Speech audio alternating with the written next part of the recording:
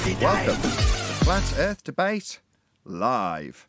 I'm your host Nathan Oakley, and if you are new to this channel, or you've not done so already, how dare you, then be sure to subscribe, hit the bell notification icon and join button if you'd like to become a Nathan Oakley 1980 channel member and keep up to date with the Flat Earth Debate. If you would like to support the channel, there is a super chat that runs alongside each of these shows while they are live, and there's also a PayPal, Patreon and crypto link in the info box below the video. Most importantly, if you'd like to join the discussion, simply mute the page you are currently watching, then click the link in the info box below this video to join the panel and express your views on the nature of Earth. If you do join, please don't swear. If you do, you'll be ejected, and if you are, please don't try to rejoin the stream using sock accounts. You'll be warmly welcome back on the next stream. Please also share the show on social media. Sharing the show obviously increases the live audience, but this in turn increases the chances of a more diverse panel, so please share the show on Facebook and Twitter. One last time, if you're new to the channel or you've not done so already, then be sure to subscribe, hit the bell notification icon and join button to keep up to date with the Flat Earth Debate. Now we are joined by Arwin, Neil, 10th Man, Brian's Logic, and the Adam Meakin, and a whole bunch of people in Discord, so welcome one and all. Yeah. Hello. Hello. Hey, good morning. Good morning. Did I hear Chocolate's voice? I didn't. Oh, sorry, I missed you, Chocolate. That's all right. Good to have you all the same. Welcome. Good morning. Good morning. Any evidence that you can acquire an elevation angle from a curved baseline? Possible.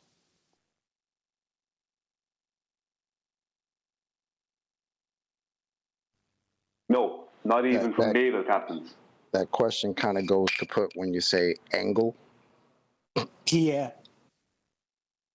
Yeah, the anti-flat earthers and globers alike don't seem to be getting this fact because they still seem to be coming to me and quoting globe aspects that require flat earth to get to them. As an example, I get a comment today, I respond to it, point out that an elevation angle measurement's only going to work on a flat earth, and that was on the video where Toon's detailing it, working on a flat plane, and the guy explains to me, from my latitude at 45 degrees south of celestial pole is 45 degrees, due south, works perfectly on a rotating globe. My reply, you'll need a flat plane to measure that 45 degrees, that's two straight lines, you can't get that angle from a curve. But yet they're still coming and blarting curve angles at me, like it's going to somehow save their globe. No, you'll need a flat plane for that. What part of this aren't you getting? Yeah, Part that they need to get.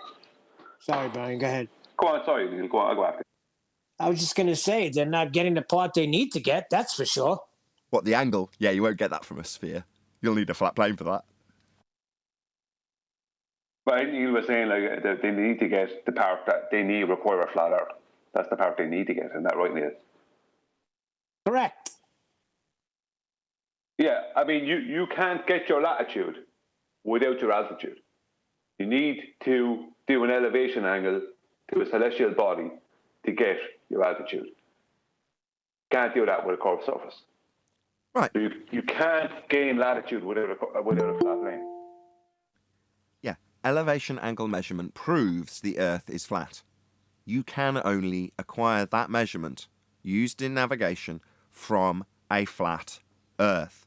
It is game over, and as discussed in the pre-show, when people like Zanuck come along and tell us, well, first I'm going to measure it flat, and then I'm going to violate the angle I've measured, making it spherical, to then move forward with my claim, and everyone says, how shocking, that's game over. Well, yes, it is, but it's also simultaneously what they've done all along. A la Red's rhetoric, taking an elevation angle and then inserting R back in 2015. Well, did anybody say, hang on a second, by inserting R, you're bending the angle you've just measured. That violates the premise that you're using to make this claim with. Ergo, your starting point's measuring a flat Earth. So you've got to measure a flat Earth to make this claim. So all of your claims are based on a flat Earth as it transpires. Whenever you talk about angles on the globe side, you're talking about flat Earth. There is no two ways about that. Yeah, but Nathan, in case somebody's just listening, they say that celestial navigation has been used for hundreds and hundreds of years, but it's been used on a globe. Tell us how it works on a globe. How do they get it to work? Well, first I measure an angle off a flat Earth. How do they get that first? We They measure cut the Earth two in straight half, right? lines. Can only be flat to do that, but after that I'll say it's a sphere, bending the line that was straight that I just measured. Yeah, Neil, they were all, I told Tim and all these cronies, one by one, take your challenge, your sextant challenge, and go off and prove your globe and get the 3 Bitcoin. And they've all gone white since. Now, I know I do a full-on intro and explain that you can click the link below to join the show. However, I'm going to reiterate this because I don't think people are fully aware, even though I say it day in, day out, every time we go live. In Discord, even if the show is full, there is a live stream queue. Any member of the viewing public can join this show to tell us just how wrong we are about how flat Earth must be in order to measure an angle, and how those angles are used throughout your globe faith. You can come in and tell us we're wrong. There it is, the door's open, links below. We'll move you into the live stream if the show is full, i.e. there's a limited amount of space in the live stream chat itself. And you can be moved in. We can extend that to fit you in if you want to disagree with us. Just want to make that absolutely clear that this is an open door public show that anybody watching live right now can join. And what a unique experience that is, Nathan, that you provide that for the people to come. They can come interact with you. They can watch your videos on YouTube, and they can come and actually interact with you and talk to you. It's the age we live in nowadays. It's awesome. It is. It's fantastic. The technology level, I used to go on about this back in the day when I started doing live stream. It is amazing. But just for the audience's example, Whiskey Shaman's just moved into live stream queue, and now he's part of the show. When you do join, typically, unless you're a regular, you'll be on mute until somebody takes you off mute, so that you don't come in purely to disturb the flow of conversation that might be taking place at that particular moment when you join. But that is it. It is that simple. You can just join the Discord server and tell us what's what. Point out how wrong we are in this technical marvel we call the internet. Moving on. Any evidence of a physical geometric sphere-edge horizon, formerly known as the curve of the Earth? Please share the show, by the way. No. Would that be the one that we would expect to see, or the one that we don't expect to see? We only have one horizon, and the horizon in the Begging the Question, Proof of Nothing, Perspective Hijacking Earth Curve Calculator was a physical geometric sphere-edge obstruction that was claimed to block boats and buildings. In reality, we only have the horizon we see, and that is not a physical location, a hill blocking boats and buildings in the distance, because it moves with the bloody weather. Nathan, how about when they say if the Earth was flat, there would be no horizon? That comes from the assertion that when taking your perspective view, which is you seeing things in the distance recede in size, and then turn it side on 90 degrees into what is known as an orthographic representation, you see both your target and the side of your head in equal proportion, and you can ascribe an actual size to the target. That would be a 100-feet building, and then you can draw a line from one to the other, that's you, the observer, and the target, and write whatever distance you like on that line. Let's call it 1 million miles. And at 1 million miles, if there's merely a straight line between target and observer, the assertion can be made that that is a flat Earth representation, and there's no obstruction blocking your view of the 100-foot building at 1 million miles, therefore you should be able to see it. And then they bend the line the ground is actually being formed of in orthographic representation. Bending the line and putting the target behind the bent line when you see the side of your own head. An assertion is then made that the only reason the target at 100 feet is missing or cropped by 50 feet is because the bent line in orthographic view, known as Earth curve bulge obstruction, is getting in the way. Ignoring all aspects of perspective, that is to say that things get smaller into the distance. At 1 million miles, the angular size, there's that angle word again, right, lads? Would be too small to see. Unresolvable. But they would say, oh, no, look, you draw a straight line between them and put 1 million miles on them, and you can still draw a line between them. There's nothing getting in the way. You should see it. That's idiotic and ignores perspective. Yep, but still, the curvature calculator never accounted for terrestrial refraction, though, because it wasn't thought of yet. Well, no, there is a terrestrial account, a terrestrial refraction that would be 7/6 of Earth radius and absolutely devoid of any connection whatsoever to actual refraction claim in the Earth maths, in the Earth curve maths. But that isn't Is it? refraction, number one, as stated. And number two, doesn't refract the horizon that's being used as a blockage, claimed to be Earth curve, being proven in that maths when they refract the targets. Well, actual refraction doesn't do that, of course, but terrestrial no. refraction would do that. So they say, and they conjured it up. So yeah, who are we to say it can't do that because it's a conjured up thing? But I'm pretty sure that the I am. curvature calculator Well, I'm did don't leave not that as take it rhetorical. into account. Who am I? Oh, I'll be the one to say that you haven't got sphere-shaped air. Atmospheric sphere-shaped air refraction is an oxymoron. It relies on the premise that air takes the shape of a sphere. I'll be the one to say that's nonsense. No worries there, Arwin. That was not my point. But the thing is that their terrestrial refraction was not incorporated in the curvature calculator. It never was. Right? Not in the- It was the go-to excuse if the curvature calculator didn't yield their desired amount of apparent curvature through the assumption that the horizon is geometric in that time, like 3 years ago, 4 years Correct. ago. Yes, that's but correct. it's not in there. It's not part of the calculation. No, that's correct. It can't be because it bastardizes the entire premise of the calculation, which is the assertion that there's a geometric physical sphere edge obstruction known as Earth curve blocking your view of the target. Now, if that doesn't correlate with the physical geometry that's being asserted in the geometric calculation, then they'll refract the target. Arwin's point is, well, there's no refraction included in the actual geometric mathematics, and he's right. There can't be. They're geometric. Yeah, and then the whole autographic view on a ball system wouldn't work anymore, right? It wouldn't. You can't also include terrestrial refraction within that representation because it just wouldn't make any sense anymore. Spot on, indeed. Smash the share button, everyone who's watching. Almost up to 100 viewers already, which is fantastic. 12 minutes into a live show. But yeah, I can tell this is going to be a hyper-condensed, flat Earth proofy type of show. So please share it. Hopefully there'll be a lot more. Unless it dies on its ass at this point and the information all dries up. Let's hope not. Listen, I gotta interrupt for one thing. Richie Ruggs in chat says, "Earth is round, but the ground is flat." Welcome Well to Flat done, Earth. Richie. While we don't ascribe a shape to the ground, i.e. aspects like the flatness that Richie Ruggs now concedes to would merely get you a welcoming to Flat Earth. The shape, yeah, feel free to describe that flat plane as a circle. We will belittle you for your assumptions that you cannot validate. Flat absolutely can be validated. You can't get an elevation angle unless it's a flat plane. Welcome to Flat Earth, Richie Ruggs. It's locally flat. It's locally flat and globally spherical. No, definitely not. Globally spherical would need to violate the celestial sphere model. Am I right? Oh, John's not around.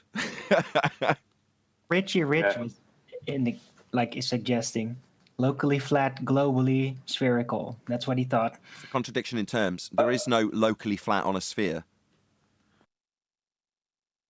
I just want to say Arwen was right. They hand you a geometric representation, and it's normally it's going to be orthographic, right? And then they don't tell you about refraction. They allow you to have this geometric representation, either as a globe, physical globe ornament in a classroom, or as a 2D diagram. And they allow you to have this for years before they ever start telling you about refraction. So they don't start adding in how refraction is involved in their model, right? Until you're well and truly believing in this geometric thing that they gave you for years. So when they start telling you about boats going over the horizon, it's long before they ever tell you about refraction. You don't even know that inferior mirage exists, for instance. You don't know nothing about that. All you know is that boats go over the horizon because that's what they told you in school. And that's what they tell you on TV. But Right, and the that's shown by when you have a National Geographic version of the boat going over the horizon in an orthographic representation with a little pirate on the left and a little battleship on the right. And it shows all of that with straight line geometry as per the original assertion of the geometry in Earth curve mathematics. So that's depicted without refraction. And as Brian says, and this is Arwin's point, and he's correct, and I did agree with him, they offer you up geometry. because that's what it is. That's what they're claiming. This refraction is offered up after it fails in its geometric assertions, and they refract the targets to do so. Now, that was as far as we got up till 2017, when we debunked it based on its orthographic representation and perspective omission, in fact hijacking. But we never pointed out that the geometry itself can't be violated. That's set in stone. It's a physical rock and a hill getting in the way according to the claim, until they refract it, and then suddenly you haven't got an Earth curve horizon to claim anymore. But that's 2 steps after they've refracted the target. God, has it been 5 years already? Nuts, isn't it? 2017? Yeah, it's nuts, isn't it? How long it's been?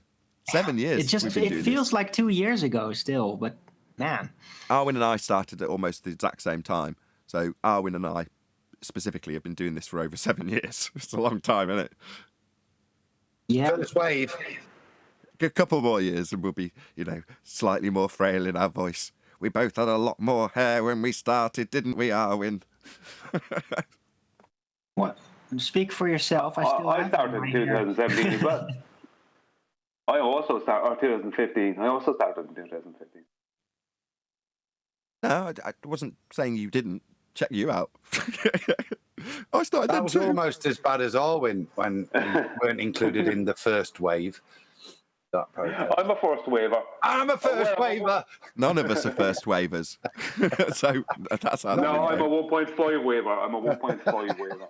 Paul is ahead of all of yous. Look, I've asked people to share, and we're up to over 100 people, quarter of an hour in, just over. So let's keep it nice and concise. Any evidence of a self-perpetuating molten iron core at the centre of a presupposed spherical Earth? Ask the people that do celestial navigation. They go to the center of the Earth. No, they don't. They measure an angle off a flat plane. Oh, dear. Right. They just... Oh, did anybody watch that video? Who posted that again? Was it Adam that linked up to it? This old clip where they basically go through every step of celestial navigation with the sextant, and then they show you an orthographic diagram as like, oh, you have to compare the angles of your flat plane readout and then go to the center of the Earth and then compare the angles, and then they calculate how it all works. Is that the last link in the war room, Adam? Could be. No, it's the one that I posted that's just above it with a love heart and thumbs up is the sextant one. The other one is Sir Patrick Moore making the statement that... As you can see... Sorry. No, sorry. He's making a statement with regards to flat Earth. So I think Michael Parkinson's saying to him, what about these daft flat earthers? He says, well, what's daft about it? Can you disprove it? I found quite interesting. Well, I'm on the Patrick Moore one. Cool. Is the one that with Patrick Moore, Howes and Wise, is that something I should be sharing with the live stream chat? Yeah, and put it out to them. I'll stick them both in there if you wish. Well, I'll scrub through it as you guys are talking just to see what he's, roughly what the content's like. Well, I watched that video and it was really cool also because you literally get a practical demonstration in physical world From as Patrick to how Moore, no to do less. it. Cool. That's pretty badass. But it's just really, funny. I'm sorry, Arwin, I'm sorry. I just thought it was really funny that he basically goes to that diagram, then shows you like this is the readout of your position, and literally even draws it on a flat plane, and then the dingleberry underneath there, and then you have to calculate how it is on the globe, right? Like an extra. But he could have just completely left that out, and it would have still worked. Well, the angles are and from a plane, and then they want to make these angles from a sphere, so they have to be transferred with some modification from the plane to sphere, and that's when they draw the dingleberry Earth and give you two tangent planes. One is the equatorial plane, and the other one is underneath the observer. So, got that on screen now. So you've got your dingleberry Earth as we describe it below the tangent plane. So this is where you're taking your actual measurement from, and this is where you're getting your angle. And in terms of how you can map this out with the GP below, that requires no transitional work to be done whatsoever. It can just work off the flat plane, and that's how it does work. You're drawing circles of equal elevation. But when it's being described in this Patrick Moore video, they've got the same angle being measured off a flat plane. There it is, drawn with the dingleberry below. But then they say, well, all light comes in parallel, so technically the angle you've measured from the surface actually corresponds with an angle that runs to the centre of a presupposed spherical Earth. So we'll take it as read, right? We're all good. This angle's actually being measured from the centre of a sphere. We all cool with that? Right. Now the angle that you measured and the technical protractor that could be drawn out over the top of the flat plane you originally measured it from, that curve just becomes the curve of the arc of the ground that you're no longer standing on and measuring, because the measurement's coming from the centre, because all the light's running parallel. We all clear? Is that clear as mud? Because none of it's necessary. You just measure an angle and draw a GP to a flat baseline. None of this is actually done in celestial navigation. It's done after the fact being an angle measured from a plane, drawn out here with a straight line. By the way, Right, that's sorry. But I just wanted to say it also makes sense in that era, right? Because in that time, there's no Renaissance. In the Renaissance, it's not like there was just paper lying everywhere. You could just get cheap paper for like a couple of cents. That was not the case. Paper was kind of expensive and rare, and sometimes it was even just still parchment, right? So it's not like, oh, quickly, let's calculate this on paper. We have to do it with the dingleberry Earth. No, you didn't need to use paper. You just needed to have the right data available to you on paper and a map, and that's it. You didn't have to put drawings on math to calculate anything. You didn't need that. You just needed the instrument and the maps, and that's all. Have a little here. no obvious standard of reference. We measure our latitude from the equator, which is midway between the two poles, but there's no definite line for longitude. And the one that's been selected is the line on the Earth's surface running through both poles and Greenwich Observatory. So he's describing that transposition where you draw out an equatorial plane at the centre of a presupposed spherical Earth. So, yeah, obviously this guy's an astronomer, so he's going to want to promote the heliocentric narrative and describe how you take a measurement from a flat plane and then move it to the centre of a presupposed spherical Earth, invalidating the original measurement taken off the plane. Very interesting. What was the other video, Adam? Is Adam still there? I'm just lining it up. I think it's a 3-minute video, and I've got the 30 seconds of clip that might be worth hearing. Yeah, I'll risk it. It's really good. I'll screen share. Well, if you've got it, it's probably easier for you. But if you go to 1 minute and just play it for the 30 seconds, he discusses Copernicus and then goes on to mention critical thinkers like flat earthers. Say from the 1 minute mark. 1 minute mark, yeah. And Copernicus said the Earth doesn't, the sun does not go around the Earth goes around the sun. And everyone said he was a crank. But of course, the Earth does go around the sun, at least I think it does. How can one tell? Yes, I have every great sympathy for what I call the independent thinker. Just checking this is the right section, right? That's exactly it. The next bit coming up is the pertinent bit. Yeah. Okay. And I say I would hate to see them vanish from the Earth. Oh, the flat earthers, the hollow globers, the coal sunners, the astrologers, the flying sorcerers. I think it's a jolly good thing. But Patrick, the fact of the matter is that the Earth is not flat. How do you know? Can you prove to me that the Earth is not flat? Go on, try. I challenge you. Prove to me that the Earth is not flat. Well, I'll tell you what, mate, if it's flat, an awful lot of people have been wrong for an awful long time. Ain't that the truth? That's brilliant. I like that. Excellent. I love it. Can I just throw something at you, a piece of history that you're not aware of? As long as it's concise. Go ahead. It is. No, you go ahead. I'll say it afterwards. Any evidence of the distance to the sun? No. It's over there. Okay, I'll be concise. Right. Sir Patrick Moore, right, went to a meeting held by a guy called Samuel Shelton back in, I think it was the 60s. Samuel Shelton was the precursor, let's just say, to a man called Charles K. Johnson. Charles K. Johnson was the last president of the International Flat Earth Research Society. He was from Texas, and he died in 2001, right? Now, his story is a different story, but the man that was the president prior to him, who handed the presidency over to him, was Samuel Shelton. And Samuel Shelton invited Patrick Moore, or Patrick Moore came to one of his flat out meetings. And Patrick Moore said, "This is extremely interesting."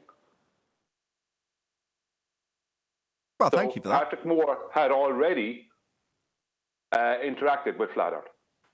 Just on Patrick Moore, you know how we get attacked for you've not got qualifications in this, that, and the other.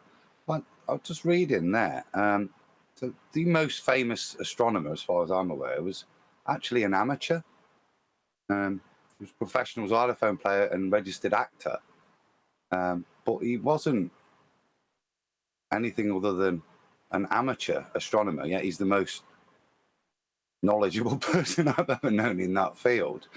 It's an interesting point with regards to what a qualification's really worth.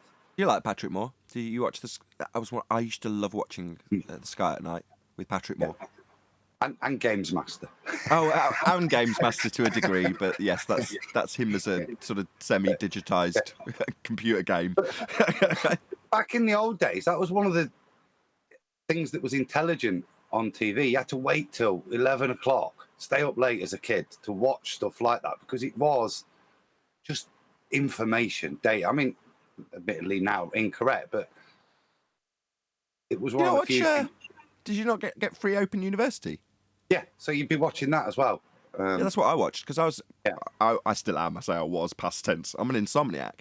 And I remember my dad once showing me that you could record, because he was doing an OU course at the time, OU courses from BBC Two at 3 a.m. So I'm like, well, how does that work? Because I obviously envisaged it, pictured it being really complicated and you're having this scrambled code. And it was like, you just put it in and record at a certain time. You set the timer. I'm like, is that it? So it's just broadcast then at a time that most people are in bed. And I was like, I'm not in bed at 3 a.m. I'll watch. Wonderful. You got free university material through broadcast TV at 3 a.m. if you were so inclined to sit up. Now, I had a TV in my bedroom. I certainly did have a VCR when I was very young. But it was fantastic. And like you say, you stayed up. If you were lucky, you watched whatever was on with your folks before they went to bed. And then it was The Sky at Night and then Open University. Wonderful. Not us. In Brooklyn as a kid at 11 o'clock, Benny Hill was on. Benny Hill for you, The Sky at Night and Open University for me. How different. Correct. We were Catholic school boys, so that was like gold to us. I just want to pat you on the head right now. I didn't know it at the time, but now I do feel quite privileged for having been privy to that. If I hadn't found that information out, I'd have just tossed and turned all night and not had anything to consume my obviously over-enthusiastic brain at the time, which needed information. And it got it from Open University because it was free. Essentially, anybody could have it. Now, most people would set the timer for the specific course that they were sitting in, right? And they just played one course after the next at certain times, certain sections of the course. So unless you were keeping up with it, there's a good chance a lot of it would go over your head because you'd missed the first section of that course. But that didn't matter to me. Anyway, can I ask Ryan, Adam a question about qualifications? Adam, I sell propane and propane. That's what I'm saying. Qualifications. Make fun of me. Have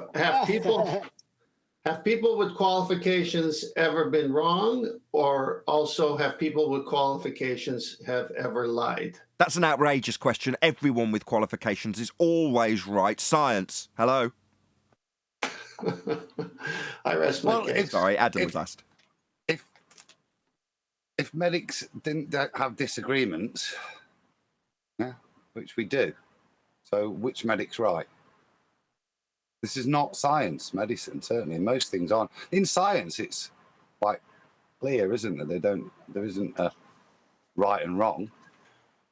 There's either a proof or a disproof. But whereas when you go into areas like medicine and all these things, then opinion, because it's not it's not cause and effect. It's correlation. Certainly, medicine is probabilities, correlations, and best guess. Is that why it's called medical practice? Yeah. So when John tried to set up a debate at Jim Panda's, and they ran away, it seems like,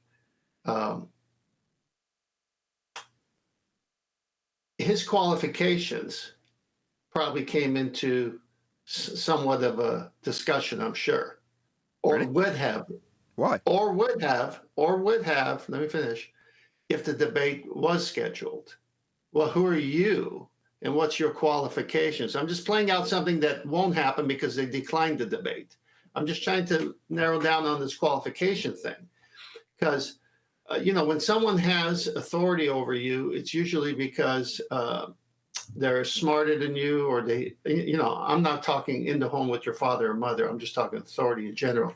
And so they're qualified, so they're deemed to be respected. But then when they say something that's blatantly wrong, and someone without the qualification says, I don't see how that works out in reality.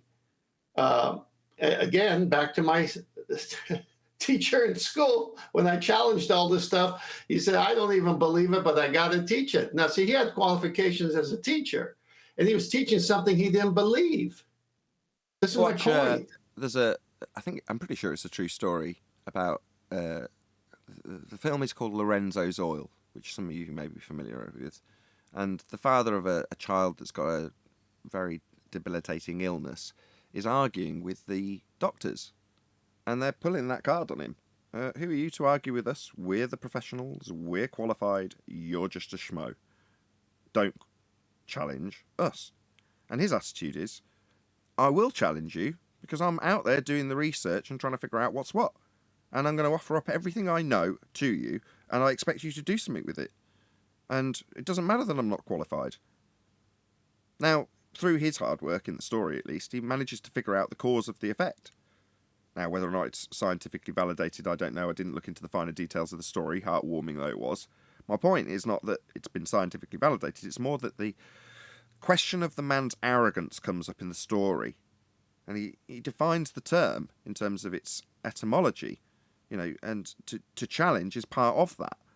Now, just because the doctors have trained and are qualified and have a set, number of protocols to go through with his particular patient, that's just a number to the doctor, although the doctor very much stresses that that's not the case, and he's got just as much love and sympathy for another man's son, total nonsense, as the man who's insisting that he should be looking into something different. Now, the qualifications at that particular stage are irrelevant. It's only who's got the actual verified, validated information that's relevant, not the qualifications. But we deal with this regularly. It's not something that's come up recently.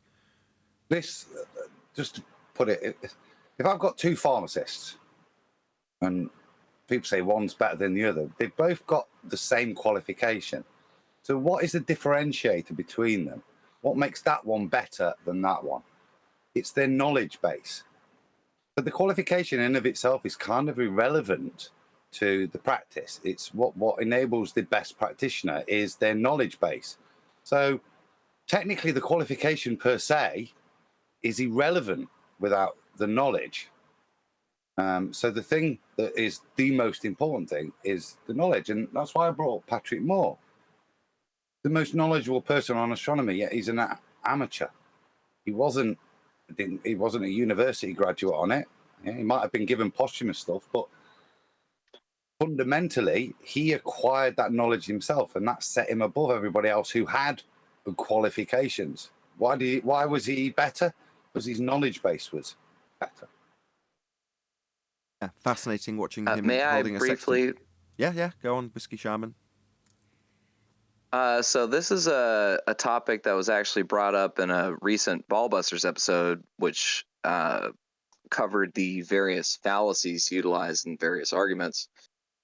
And in it was maintained that the appeal to authority fallacy was only ever fallacious when it appealed to a sort of unjustified authority. False authority, yeah.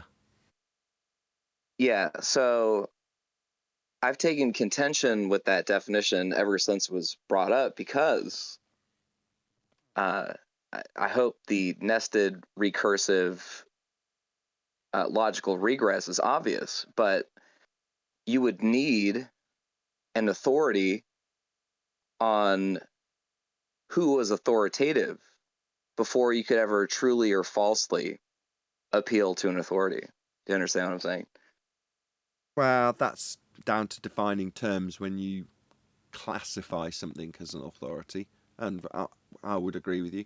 Maybe we can get into this after the next housekeeping question, just because I've spotted what Sleeping Warrior's got on his screen. Any evidence of axial rotation of the Earth-based variety? We will come back to that, Whiskey Shaman. Well, would you mind presenting my screen, Nathan? Certainly. So, we've all seen this National Geographic Coriolis video. I'm not going to play through it, you don't need to see it, but we've missed a trick on our side. Because when we have the rotating, I mean, I'll just play it for a second while you can see what this girl does. She's aiming for the bloke sat opposite, right? But when she throws the ball, it peels off to the guy to the right. They never show this video or any Coriolis video when the person is aiming to the person at the adjacent side. It's always to the person opposite. With respect to the Earth, this would be the flight's north and south because it's 90 degrees to the rate of rotation, the direction of the rotation. So if this is the north and south, yeah, they can make adjustments to the plane, the flight path of the plane to account for this, because that's what Wolfie does. Wolfie says that planes make lots of micro adjustments so that they arrive at their destination, and Coriolis can be negated with lots of micro adjustments. That's true. But if you turn the conversation on its side and talk about either of the two directions there, in this instance, the rotation, obviously this guy receives the ball as the ball bends round. If this person here was to turn to the right and throw the ball to him, or turn to the left and throw the ball to him, going one way, the ball is going to appear to like almost hover in the air, and the rotation of the thing will bring the guy towards the ball. But going the other way, it's going to appear to be twice as fast and twice as powerful, and he's going to be like, why did you throw it so hard? In real world, this is essentially the flight's east and the flight's west.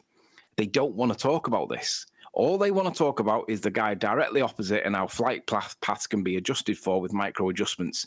But if you get them to talk about the guy sat adjacent to them, whether it's like whether the platform is rotating towards the observer or against the observer, matters not. The effect is that flight paths on the Earth, if the Earth were turning, would have to get there quicker and slower because this video demonstrates it. They don't want to talk about the guy sat adjacent. They only want to talk about the guy opposite. So in future, guys, when you talk about Coriolis... Hold on. We got all that. I know you're just going to paraphrase it again. So the bit that I found is absolutely correct, first of all. Yes, kudos. Thank you for doing that. The bit I found interesting was your reference to Wolfie. So correct me if I'm wrong in my summary of what you've just said. And it's hearsay, but it doesn't matter. We'll maybe get this verified. Wolfie has claimed that he corrects for Coriolis with micro adjustments. Is that an accurate statement or representation of Wolfie's position? Sure, I can show you where he says it if you like. Yes, please. That's ridiculous. Yes, please, Anthony. I'll have stuff to say afterwards. Yeah, well, I'm sure you have. Let's have a look. I just want to make sure I clarify what he's actually saying before I pull it apart. How can you correct for something optical? What did I just say, Neil? Sorry. So in this thread on Brian's Logic's video, perspective is not orthographic, I'm sorry. Wolfie, one day ago, starts a thread. And in this thread, Nathan starts off poking fun at Wolfie. And Wolfie starts to respond to me. And I have a really good back and forth with the guy. Unfortunately, I can't delete off all these other attacks from other people trying to distract away the conversation. But I do get a closure of the point with Wolfie. So if I scroll down towards the bottom, you'll see. So you agree that aircraft need to make regular small heading corrections to remain precisely on course. Good. Well, he's talking about the observer that sat opposite. Don't tell me what he's talking about. Mind just read it. I don't mind giving him everything that he says. Just tell me what he says. I want to hear him say that he makes corrections on account of the Coriolis deflection. That's what I'm looking for. the aircraft will drift if no corrections are made. We know aircraft need to make constant corrections. So are you talking about the pilot? That's good enough. Or the air? No. Contextually, that's good enough for me. Leave it on screen, please. That's good enough. Drift, you say drift. Drift. What would that be? Coriolis drift. Contextually, we are definitely describing Coriolis deflection in this argument between Wolfie 6020 and Sleeping Warrior. This is a context. I just need you to nod along, Anthony. This is a contextually argued about point. It is about Coriolis, correct? Yeah. And according to Wolfie's statement, they do have to account for drift in the aircraft, correct? Yes, absolutely. Wolfie, you complete idiot. You do not understand what Coriolis effect is. Coriolis effect, that would be the drift you detailed in your comment, is an observation from the non-inertial turning reference frame. That would be to say that you see a ball travelling straight appear to drift if you're on a roundabout with a ball thrown over the top of it. Analogous to your aeroplane travelling straight and appearing to drift from the ground as you turn beneath it. That would be the Coriolis drift Earth is claimed to have. Like you standing on the ground and looking at the stars moving because it's claimed you're turning beneath them.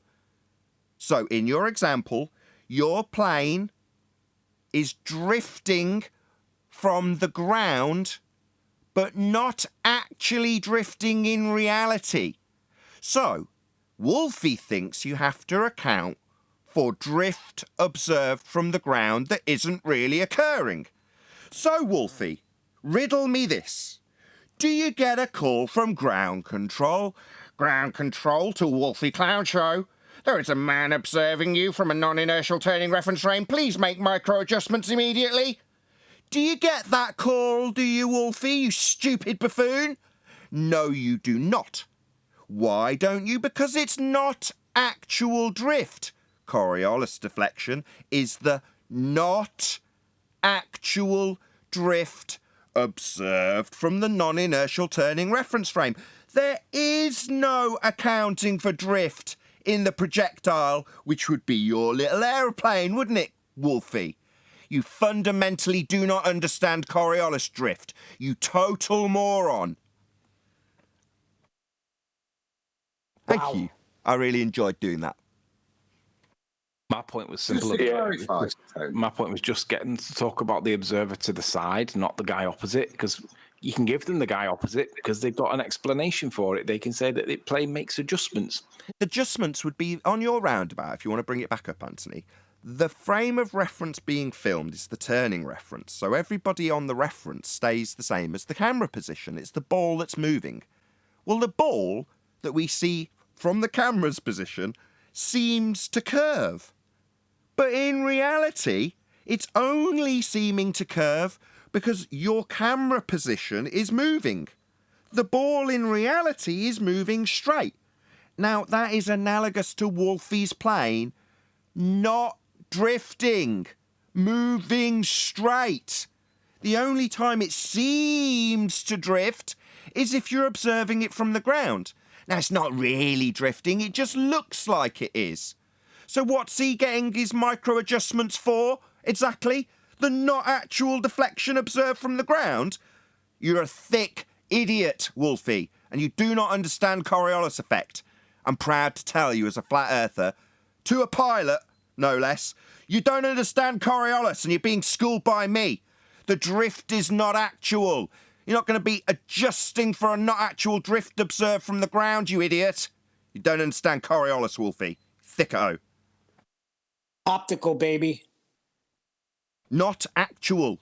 Apparent drift. That's what Coriolis is. The ball, in Neil deGrasse Tyson's example, seems to drift through the goal because the goal moved under the ball. Earth's supposed to be turning under stuff. That's what Coriolis is. So Earth is claimed to turn under Wolfie's plane. And what's he going to say? Oh, well, I account for the Coriolis drift. Do you now? Given that it's accounted for from the ground as you observe something that's not drifting, look like it's drifting. Yeah, ground control to major idiot. You've got to account for a not actual drift you're not experiencing. Hello? Yeah, but see, these are some of the tricks they used to use back in the day. Well, there's a couple of problems there with what Wolfie's saying. First of all, I have to point out, even though I'll be unpopular, right, with Anthony, he's not actually specifically stating he's making corrections for Coriolis. The drift. He's making corrections, but he says he's making corrections for Earth rotation. He said drift. Does he say drift? He does. Yeah. That's why I ripped him a new asshole. Because he said drift. Contextually, that's Coriolis deflection. We all know what drift is. What about drift as we watch the pendulum swing and knock over the dominoes? That's it drifting. Because Earth's claimed to turn underneath it. Not actually moving anything other than back and forth. Just looks like it because you're standing on a rotating platform according to the claim. So according to the claim, the pendulum, quote unquote, drifts. Not really, just looks like. Apparent, not really. That's what they're claiming. That's Coriolis. That's drift. Yeah, Wolfie definitely said drift, and then had his ass ripped through his own throat by me, a flat earther, for his total lack of understanding of Coriolis deflection, observed only from a non-inertial reference frame. That would be his drift. Okay, but the problem is... Flat Earthers. Hold on a second. Flat Earthers listening out there over the past 5 minutes or so, that is the standard. What you just heard Nathan Oakley rip his asshole right through his throat, like he said, concisely, to the point. That's the standard. Can you do that? That's the question you have to ask yourself. If you can't, you shouldn't be out here. Correct. But according to a Kumo virus, Nathan doesn't understand Coriolis. Excellent rebuttal ad hominem fallacy. I have a question about the football and the ball on the merry-go-round. Also a baseless assertion disproved by the last 5 minutes of statements made by me about non-inertial and inertial reference frames and the observation from a non-inertial reference frame of a not actual deflection in the inertial reference frame. That would be a very concise one-breath rendition of the Coriolis effect, proving beyond all certitude that I absolutely know what I'm talking about. That roundabout thing, that is not... Mass clown you. Hold on. Nathan, if you were here, fucking meritorious service, I'd decorate you myself. What? Thank you. Go on, Brian. Thank you very much. Yeah, for a start, that roundabout thing with the ball, that's not the Coriolis effect. The ball is attached to the roundabout. That's not the Coriolis effect, number one. Number two, Wolfie would claim that he's making adjustments for Earth rotation. He's avoiding the drift by making adjustments for Earth rotation, which would make him look stationary. But it doesn't matter. All that doesn't matter. Because if he is actually claiming this, and claiming these corrections, then that would, first of all, that would lengthen his journey with all these corrections. But secondly, and way more importantly, there should be data there to support his claim. What do you mean the ball's attached? Hold on, yeah, that's attached. Wrong. Don't major on the minors. Yeah, that's a minor detail that Brian's not quite correct on, but it doesn't matter. Well, no, I am. The ball is attached to the roundabout. No, they throw it. No, they throw it. Oh, I thought it was a different video where they roll it. I thought it was no, they actually do toss it. Okay, my fault. No, that's okay. It's a minor point, but yes, I knew what you meant. It's fine. Okay, I'm sorry. I had the two videos mixed up. But the point is that for Wolfie's claim, then there should be data there to support this claim. The data he hasn't produced since 2016. Sorry, I haven't got. Fundamentally, what Nathan's rebuttal is correct one, but he's desperate to prove that the Earth is rotating underneath it. So if that's the case, then, as you said, Brian, then there should be massive adjustments to flight times, flying east and west. That isn't the case. So whatever he's correcting for, got nothing to do, as demonstrated by Nathan, to do with Coriolis, and there isn't a difference in flight times to east and west. So the ground isn't moving in relation with a plane in any direction, it's static. Spot on. And as much as I've just got a lot of credit from QE for my concise summary of Coriolis and his use of drift, and contextually incorrect as it might have been, Adam's point is much more ahead of the queue. Because, correct, what Adam's pointing out is that what Wolfie's actually fighting for is Earth turning underneath his aeroplane and him adjusting for that. Well, if he's adjusting for Earth turning underneath his aeroplane, he's adjusting for Earth turning underneath his aeroplane. So Earth turns underneath your aeroplane then, Wolfie. That shortened the flight time. Charlotte, North Carolina to Los Angeles would only take an hour and a half instead of about 5 hours, 4.5 hours. It doesn't, because Earth's not rotating underneath aeroplanes. But that's what he's fighting for, right, Adam? Yeah. So I would be happy in a debate to say, okay, you're doing that drift. That means then the Earth is rotating, therefore demonstrate that in flight times. And as you say, he's desperately grabbing at something to try and make it mean something, even though he doesn't actually understand the actual definition. Hold on. So when I fly my drone and I have it hovering, shouldn't the Earth be moving underneath it? Hovering Should I be able to land it back down? There would be no hovering. If Earth was exhibiting Coriolis effect, hovering would be a first law of thermodynamics violation, because you'd suddenly launch across the ground that's going to turn underneath, and it would track with a ground that it's left, at the rate the ground's tracking at. So you've suddenly got it increasing its velocity to match a ground that it's left. You're taking off a roundabout, jumping up and down, if you will, but your velocity increasing to match the ground that you've left. It's a first law of thermodynamics violation. So there would be no hovering. Everything would exhibit drift, exactly as they claim it does. It's just we don't see any. You can hover. So hovering violates it. Well, yeah. This is where you need QE to come back in, because they'll claim it takes off, but it's still actually moving lockstepedly, isn't it? Because of its... So no drift then. So as soon as they say, oh, it's moving in lockstep, atmosphere moves along with the ground, well, then there's no inertial reference frame to claim it's drifting from. Or you get QE to get them to admit that planes fly backwards. Yes. Yeah, but Wolfie is actually violating that claim by his claim. He's violating the official claim that their atmosphere rotates with their globe by saying he makes corrections. What corrections are you making then?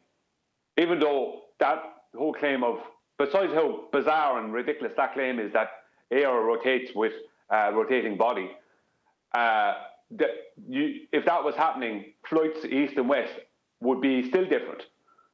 Because to fly from the east coast to the west coast of America, you still have to fly, if you're flying east to west, you still have to fly against the rotation. So that doesn't change anything for us, that. It's total nonsense. But Wolfie is in violation of his own claim, and that claim is total rubbish. But it doesn't matter. That's the official claim. So you got a retard, right? Wolfie the retard, using his credentials as a pilot to deceive. Follow? You get that? Is he a liar? Yeah. That's exactly what he's doing. He's using his credentials to deceive. That's lying then. Yeah. The question was posed to QE. Yes. For a reason. Yeah. Did I hear yes? Did I hear yes? Bloody hippie conspiratard. Yes. Hey, sorry, hold on. Hold on. Yeah, we will get to Hold you, on. Whiskey Shaman. We will get to you. I haven't forgotten. Sorry. Oh, I haven't forgotten either. We'll get back to him. Hamlin's razor with Wolfie. Yes, but it's in combination this time with lying. He's a retard. Make no mistake about that. I've dealt with his numptiness. Fully qualified pilot. But fully qualified pilot. yes. Yes. So it's not an all or nothing thing, right? I mean, hold on. You said he was... It's not. It's not. Hold on.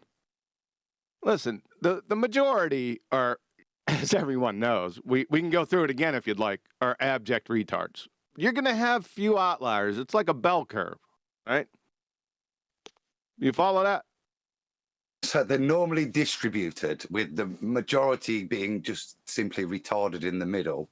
At one end, you've got intelligent liars, What's at the other end of that bell curve? At the bottom end. Severe incapacitated retardedness. Not much of a bell curve. Not really. Okay, fine. So which is it then? Is it malice or is it ignorance with Wolfie? With Wolfie, it's both. It's both. It's malice and ignorance. Okay. Yes. It would have to be somewhat both, right? Because this is somebody who supposedly has some type of qualifications in what we're talking about, right? But then when he's outright saying he's correcting for something that's literally an observation from the ground, and he knows he's not correcting for that, then yeah, that's a lie based on somebody who has qualifications, and he's lying. Isn't it? Is that the lie? Exactly. That's the. Or is that the already. numpty? Exactly. That's the question. Well, this man is definitely an authority in this, isn't he? Maybe we can move over to Whiskey Shaman's original question about appeal to authority fallacy. Yeah, it fits right in, doesn't it? Yeah, I was waiting for that segue.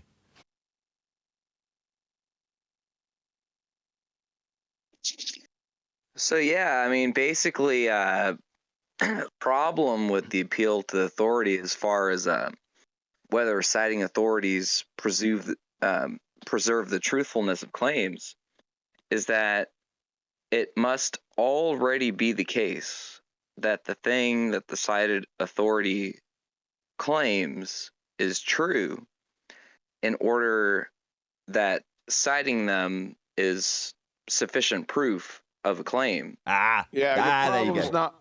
Yeah, hold on. Your problem's not with the definition of appeal to authority fallacy. Your problem's with how you define an authority. That's a completely different matter. Also, your issue is with citation itself.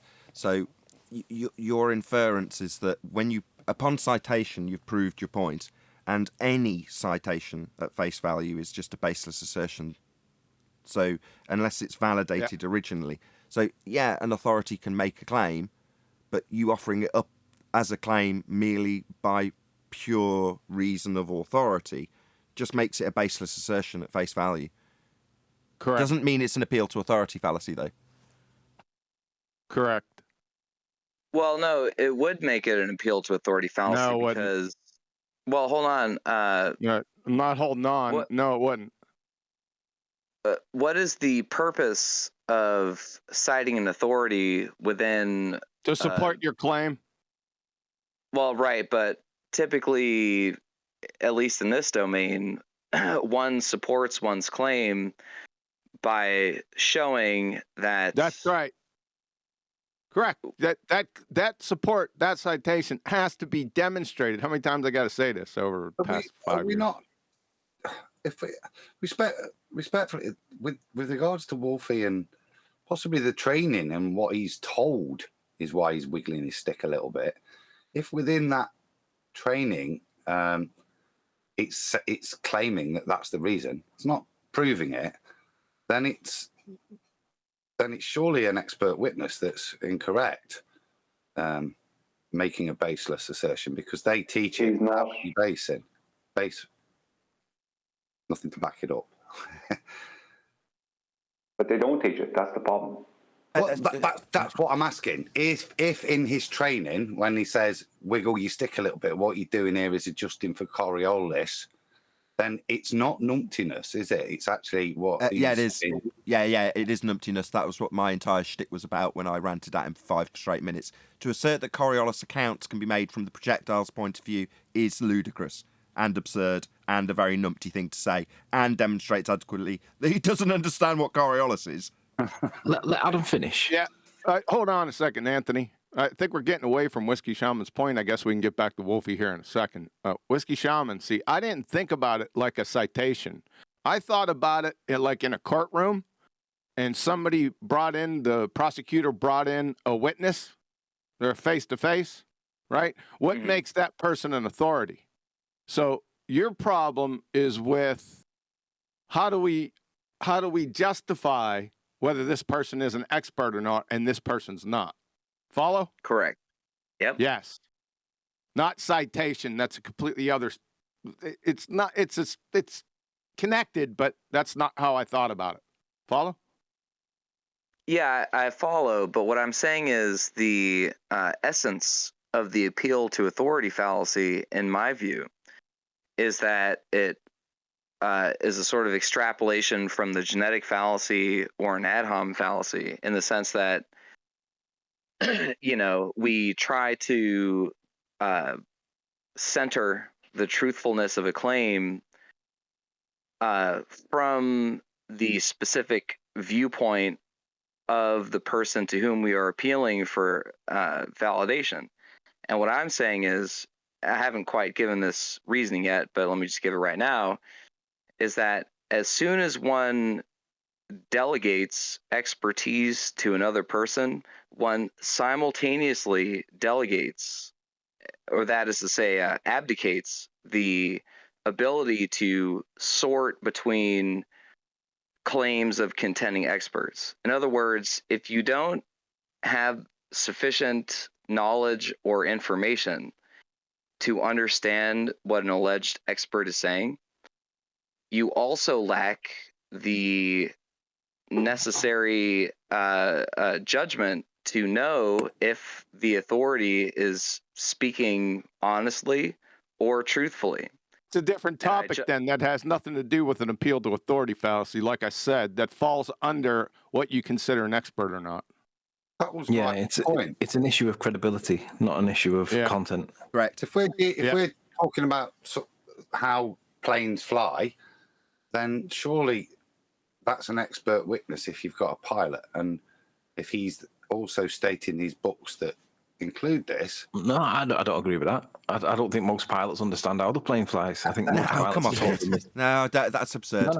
No, Adam, carry on. You were on the right lines. Go ahead. If he's also then citing his reference training and he says it within that training as a validation, this is why we do this, and it's described as that, then actually you've got a numpty profession, haven't you, that's going on something that isn't backing itself up. So it's an unvalidated assumption from an expert witness. So you're taking apart an expert witness. There's no. So you, in a legal sense, that's what you do. You put your expert on the stage and you attack him and show that his expertise are incorrect. Exactly.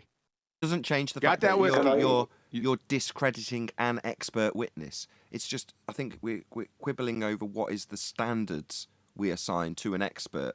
And your point, Whiskey Shaman, is to say, well, unless you, the person who's either making the claim of an expert when citing it, or the person saying, no, that's an appeal to authority fallacy because that person's not an authority in this regard, it implies that you've got exclusive knowledge to all of their expertise. But while that might be true in some instances, for the most part, most people would accept at a, I don't know if you call it a Socratic level, that I can call Neil deGrasse Tyson an expert in his field and it would be universally accepted.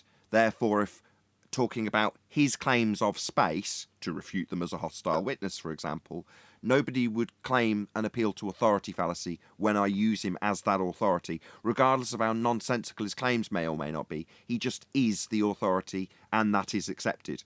But your standards argument, I can completely agree, because sometimes the lines get blurred and there's lots of grey area. Therefore, the fallacy falls in the same grey area. I think that's your point, right? No, my point is that the appeal to authority fallacy is the case regardless of whether or not the two interlocutors agree or disagree on the expert status of the alleged authority.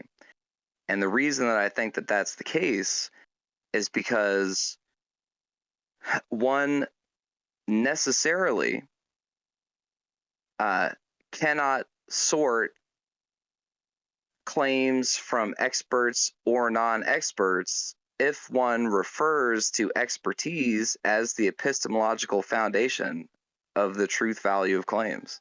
But we're not. You don't ascribe the truth. You don't ascribe the truth value based on that citation, and in this case, the expert that has provided it. It's just used to support your overall argument. I mean, me personally, just to add an aside to this, I am lazy and I often don't cite anything. In other words, I will rely solely on my ability to argue the point, without any assistance from citations. Not necessarily for this reason, but partially. Appeal to authority isn't necessarily about an authoritarian position. Hold on. It's about assigning just let Arwin to another individual. Just one more time, another Arwin. individual. Everyone stop. This Everyone is stop. simply just let Arwin get adjudicated. his statement out once uninterrupted, and then we'll move back to QE. Go ahead, Arwin. Yes, just appeal to authority is not about any hierarchical thing you assign to an individual. It's about you assigning proof to another individual. It's basically, you could put your brother up, your big brother up to appeal to authority. It doesn't mean that he is an authority in the field. It's just that you regard him as such within the argument. No, that's an appeal to authority fallacy. Go on, QE. Right. This can be easily adjudicated, right? The expert, the alleged expert, no matter who he is and what discipline that he's representing, the fact that he says something doesn't relieve him of the responsibility to demonstrate it. Yeah, I agree. Right, it's the fallacy part. There's more to that. Just repeat that, please, QE, before it gets lost in a sea. Yes, because we're talking, I think Whiskey Shaman, he's got a point. His point's valid. However, that expert that you're citing or is on the witness stand, just because he says something, that doesn't relieve him of the responsibility to demonstrate what his claim is. And further to that, if he's not on the stand, that is to say, you cite George Musa as an individual, but he's not stood by you or metaphorically on the stand being grilled, that automatically becomes your claim. Doesn't matter that you've provided it via a citation and a so-called expert. Right or wrong, that claim becomes your claim. You have to then defend it and watch it fail on its arse if it fails, regardless of the expert standard you thought it had when you offered it up. Exactly. Yeah. Yeah, we and agree, so that's why appealing to authority in a strict syllogistic sense is always fallacious, because if you are unable, if you are unable to perform the same demonstration that your called upon expert has perhaps maybe done in the past, you're just hinging your claim on thin air, because then it just becomes literal hearsay evidence. Yes. Correct. That's correct. But that's not an appeal to authority fallacy unless you can demonstrate that he's not a subject matter expert. No, but here's the problem. Calling someone a subject matter expert doesn't make them such. Yeah, that gets back to the initial point. Like I said, your argument is not with the appeal to authority fallacy. It is within the appeal to authority fallacy whether the subject matter expert is actually an expert. So we're circling back. Spot on. But by that same token, saying that somebody is not a subject matter expert doesn't make them not one. Forget about this crap. You got problems with Coriolis. You got to hear the chat. What's going on with this Coriolis? No, we don't. Hold on, Neil. Hang on. I'm geeking out here. This is fantastic, by the way. Just a second to take a moment to say thank you to QE and thank you to Whiskey Shaman, because I'm geeking out over here. I love talking about fallacy, so thank you very much. I've kept the live show going just for that. So while you say there's more important things, I don't see anything more important than dicing up the minutiae of a fallacy. Oh, it's very exciting. Flat Earthers getting Coriolis wrong. Right in chat. Agreeing with Akuma. What's going on? Yeah, it's Akuma, get your ass in the Discord panel. Let me answer Neil. We have a question. Let's hear the question. Let me answer Neil first. So Neil says, why is it that flat earthers are getting it wrong? Because it's shrouded in obfuscation and bullshit and doublespeak. And typically, when a flat earther is confronted with the alleged overcome to their argument that there isn't any drift, nothing's drifting, says flat earther, the response is, we wouldn't expect to see any drift from the then anti-flat earther, not Glober at that point. So the anti-flat earther says we wouldn't expect to. That confuses most flat earthers. It did me for many, many years. I hated that subject. Now I'm very good at it. I don't like it. It's not a favourite subject to discuss, but I do understand it. Most of our brethren in this community don't, and I totally empathise with them. It takes a lot to understand it. being grilled by QE repeatedly with him taking the time out of his day to do so, in my case. Now, I can do that for my audience, and I'm very gracious and thankful to QE that I can now do that off the back of his explanations repeatedly to me, so that I understood it. Well, you know, that's the level you've got to get to. That's why it got a bit of commendation on my part, or for my part, from Quantum Eraser, because that is the standard. If you're going to argue about Coriolis effect, you've got to know what it actually is. And if you're going to start talking about why pendulums are attached to the building and therefore there's no Coriolis, you don't understand it. Just stop arguing about it. There's two problems here. You're all gone completely off the radar, right? Number one, just to clear up what was being talked about a minute ago. For all that didn't understand it, citations must be supported by demonstration. Otherwise, they're worth absolutely nothing. It doesn't matter what qualifications the person has that wrote the citation. It means nothing if they can't demonstrate it in reality. That's QE's point, right? Very simply. Repeatable, testable, verifiable. You can't just. Hang on. I'm not finished. He's stating it for years. No one sees it outside the panel. No one seems to be getting it. Right. Number one. Number two. You're all completely after going off the radar. If Wolfie is claiming to adjust his plane for the drift that would be caused by what he believes is Coriolis effect that's caused by a rotating globe, then he also has to be adjusting his plane for the curvature of this globe. Is he adjusting for the lies in his You can't claim one thing. You can't just claim one. You simultaneously claim two. Now that's true. Them claims to support. Yep, that's true. But we're just concentrating on the Coriolis part. Can I circle back to my question? What makes a subject matter expert? Is it a degree? Is it knowledge of the subject? Is it what is it? What makes a subject matter expert? Is it a PhD? Depends on who you ask. Layman? It depends on who you ask, because Fight the Flat Earth thinks that he's a subject matter expert in everything. If you listen to the way he talks, he claims he's done everything. So he essentially becomes Jay from the In-Betweeners, that he's been there, done that, and done everything, right? Does that make him a subject matter expert? No. That makes him a bullshitter. But we have a way to decide. Lewis Hamilton is a subject matter expert in Formula One driving, right? And we're all enthusiastic drivers. We can all drive faster than we should do. Does it make us subject matter experts? Not really, because we don't drive Formula One cars. But you've got to have the skill and the expertise, the knowledge and the applied science to be able to do the thing that you're talking about. Otherwise, you're not doing... Careful. Applied science. Just the practical right. application's good enough, not applied science. No, I said that intentionally, Nathan, because you said, when I said about the pilots not understanding how the planes work, you said that was absurd, and it's not. Because just because the pilot knows how to fly that particular plane doesn't mean he understands how all the plane works. Okay, that's why engineers okay, I'll take it back and take it on the chin. However, the quality of a pilot is assessed on those standards. In other words, the intricate knowledge of the workings of the plane would define how good a pilot is. So, for instance, if I'm just going to give it you by my citation, if you like. Don't have to like it. It's just my citation. A guy who flies, who does a YouTube channel called Mentor Pilot, has explained this in those terms.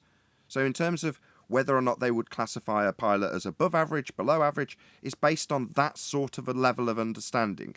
So when there's a functional error with the craft, that pilot, who has a good understanding of where that air conditioner is physically routed through the plane and why that warning might be as a result of X, Y, and Z being connected to that would make him a better pilot in the eyes of the standards that they lay down because of his advanced knowledge of how the plane works. So when you say they don't necessarily know how the plane works, I'm going to disagree and say that is absurd based on the fact that that is one of the standards they assess them on. So unless you couldn't care less at how good you're a pilot you are and you don't care how the plane works and you just stick there on and press the button. I don't think that ever happens, Anthony. But what do I know? I'm not a pilot. I'm just going on a YouTuber who is. So what do I know? If it was the case then all Formula One drivers would always have brilliant cars because they are all experts in driving the car. There's no direct connection to flying the plane and knowing how the plane flies, because you don't know all the systems as a pilot. That's what engineers do. And pilots just know how to... I can't believe my ears. There's no connection between knowing how a horse behaves and riding a horse. All right, so let's make it simple, right? Your PC, you know how your PC works. You use your PC and you're proficient in using your PC. But the minute it stops working, you go, Anthony, my PC's not working. Does that mean that you become an expert PC builder because you use your PC all day? No. Okay. You should be. I already agreed with you on one level. What do you want? More blood? What do you want? Keeping the live show open for this. Just turn it off and on again. Yeah. There you go. You're an expert. No one answered Just because Paul's the pilot question. knows how to fly the plane doesn't mean that he knows how the plane works. Okay. I've got to side with. I want to side with. I agree with Tony's point, but in this specific case, i.e., pilots, as demonstrated by what Nathan's just said, it's actually a requirement that bit. It's not just can you loopity-loopy, it's also do you understand it as well, and that is grading of the piloting. So in this particular case, maybe not Formula One, maybe not other things, but in this case, that seems to be part of the course training and grading, and what would make you a better pilot would be the not just your ability to fly the plane, but also understand it. Is a comparable for Anthony. Anthony plays video games, and I know this. So if you look at various gamers of notoriety, typically the experts will have an intricate knowledge of the game code, whereas your average Joe might not. So while your average Cessna pilot probably doesn't have a good understanding of how the engine physically works, there's a good chance that your 777 pilot does know how his engine works, because he's an expert in that field, right? I'm hoping to round out this point and end the live show. Got to have a conclusory point to end on, but carry on, whoever. I watched a great video. Yeah, I just wanted to say something real quick. I mean, essentially, you can know how something works, right? Like the mechanic, but the mechanic could never tell you what the true essence of flying that plane is like. It takes somebody who's in that hot seat day in and day out to know how that plane maneuvers. The mechanic has to know how to fly the plane. What? No, the mechanic has to know how to fly the plane. Mechanics know how to fly. Airline mechanics know how to fly planes. I don't think mechanics have wings. I don't think that's the case. My God, we're going to really go on this tangent right at the end of the live show? Oh, God. No, let's start a new discussion, Nathan. Stop complaining about it. You still haven't answered Paul's question. What makes an expert an expert? The answer to Paul's question is someone who can explain thoroughly makes an expert. If you can't explain, then you clearly don't understand. Therefore, you are not an expert. So, okay, let me just test that standard. Let me just test that standard.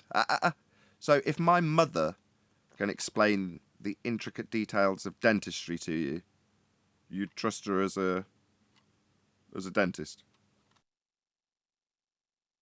No, but if she could show me the dental extraction she's done, and that she is, maybe without the qualifications, she is capable of doing dental work and showing it you, here's the last root canal I did, then technically her expertise aren't diminished by the lack of qualification. And that goes back to Patrick Moore. I think that's very true. I mean, I'm no gynecologist, but I'll have a bloody good look at it for you. Right.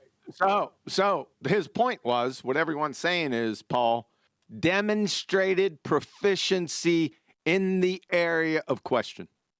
That's your answer. Well said.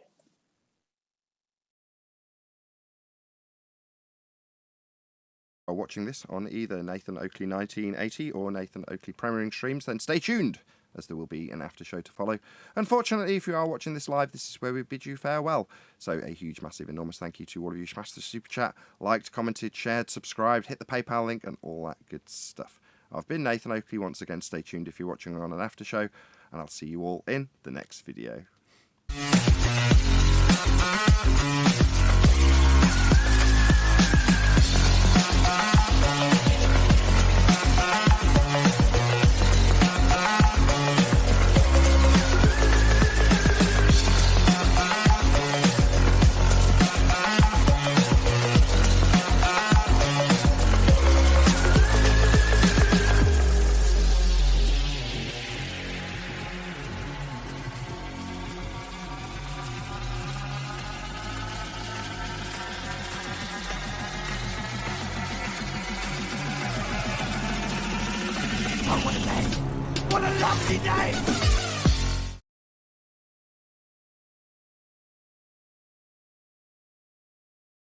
And what? Actually know what they're talking about. Okay, I'm going to interject here forcefully because Oh my everybody God, hates don't when rape. I say. Please, I'm going to. Dumb it down. The term is epistemology. I know everyone associates this word with me personally, like I'm just making up a funny sounding word. Maybe I'm English. Maybe I want to say, I don't know, Lori or some type of silly thing. But the term is epistemology.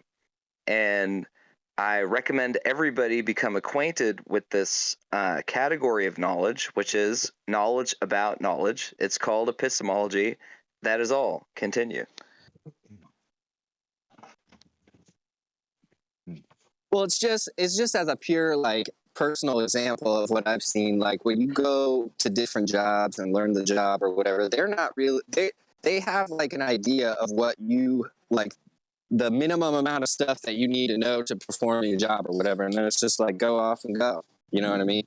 Versus people who actually like take the time to delve into the details and figure out what is actually going on here, right? There's the saying, good enough for government work, right? It's a common saying because for a reason, right? And we even have nowadays where like engineers and stuff, they go to school, they get their stamps, but they still have to be in practice for 4 years. They go to school and get their degrees, but they still have to be in practice after that for 4 years in the job before they can stamp engineering documents. You know what I mean? So what does that say about the difference between education and experience? Yeah, typically you got to have 4 years post grad in anything to be considered, at least close to an expert. It literally says nothing. Are you guys crazy? It says nothing. Yeah, are you guys telling me that any individual human being who enters into a career track for engineering or government work or anything like that, as soon as 4 years have elapsed, regardless of what the apprentice has done, they will suddenly become an expert?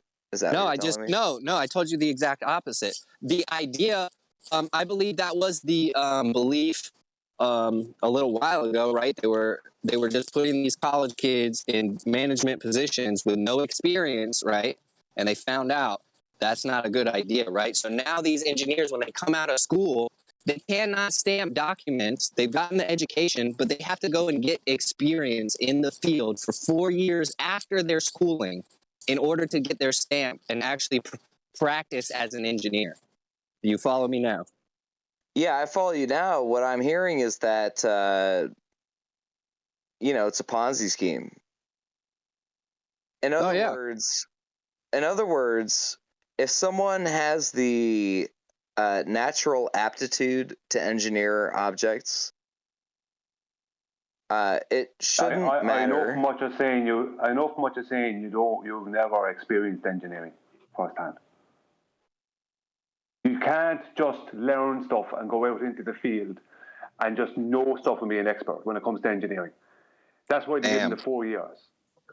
That's why you get the 4 years afterwards.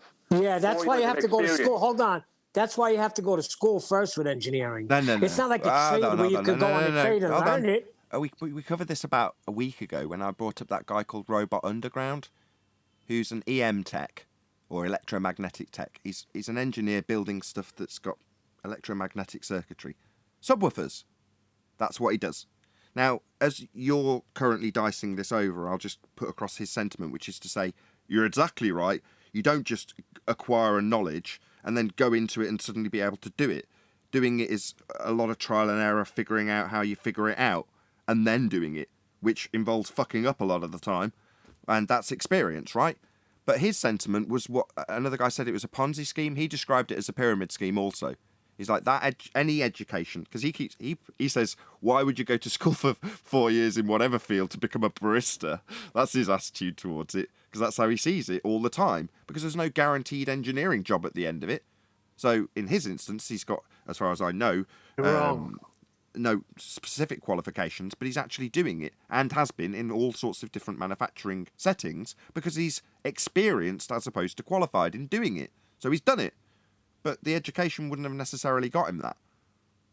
Depends on what you're talking about. If you're talking about, if you're talking about air conditioning and refrigeration, you have to go to school first. You have to learn the technical part of it, and then you get the experience on the field, and then you're really learning when you're on the field. But you have to get the technical part first. That's called rote memorization, Neil. So answer me this question.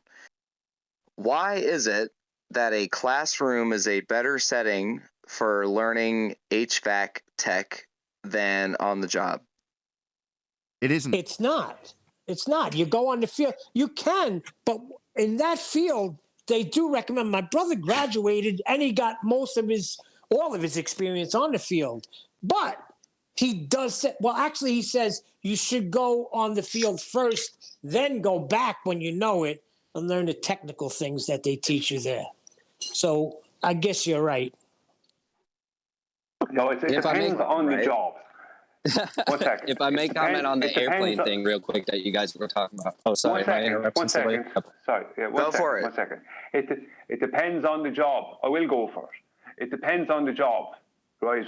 Engineering is a pretty important job because it involves the erection of large developments and construction and construction projects, bridges, roads, all these things. So you can't just be 4 or 5 years in school or university and then come out and just be able to do that.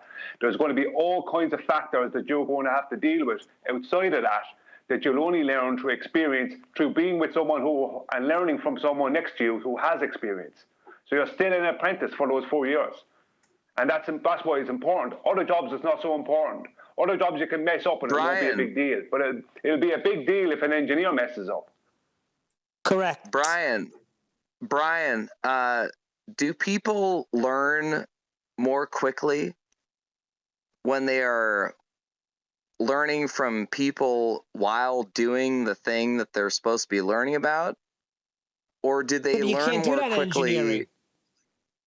What's that? What he's saying is you can't do that in engineering. What? That's what he's trying to say. This is sounding a little bit simplified, guys. Stuff like that. 1 sec. I had Adam first. Just 1 sec. Go ahead, Adam. It's sounding a little bit simplified. If you're talking about bricklaying, then the way to learn bricklaying is to go and lay bricks. If I'm thinking about my profession, then the classroom is fundamental first. Not necessarily in a school or that, but the knowledge, the prerequisite knowledge to then go in to practice. Without that knowledge, you don't know what to do. You can watch people all day long, but you have to understand it and know that to be able to go in and then do the function itself. Right. So, you need the context. You need the skills and the knowledge base. So in this case, how drugs work, before you can go in and decide whether 2 drugs are all right. What you can't do is watch somebody else do it. Yeah, you've got to be able to decipher it yourself. So it's based on the occupation then? No, I think fundamentally, first knowledge, then practice, But it's a combination of the two. It's not one or the other. Yeah, there are different. You can do it the other way around. Like my brother-in-law does construct. He does frames for warehouses and stuff.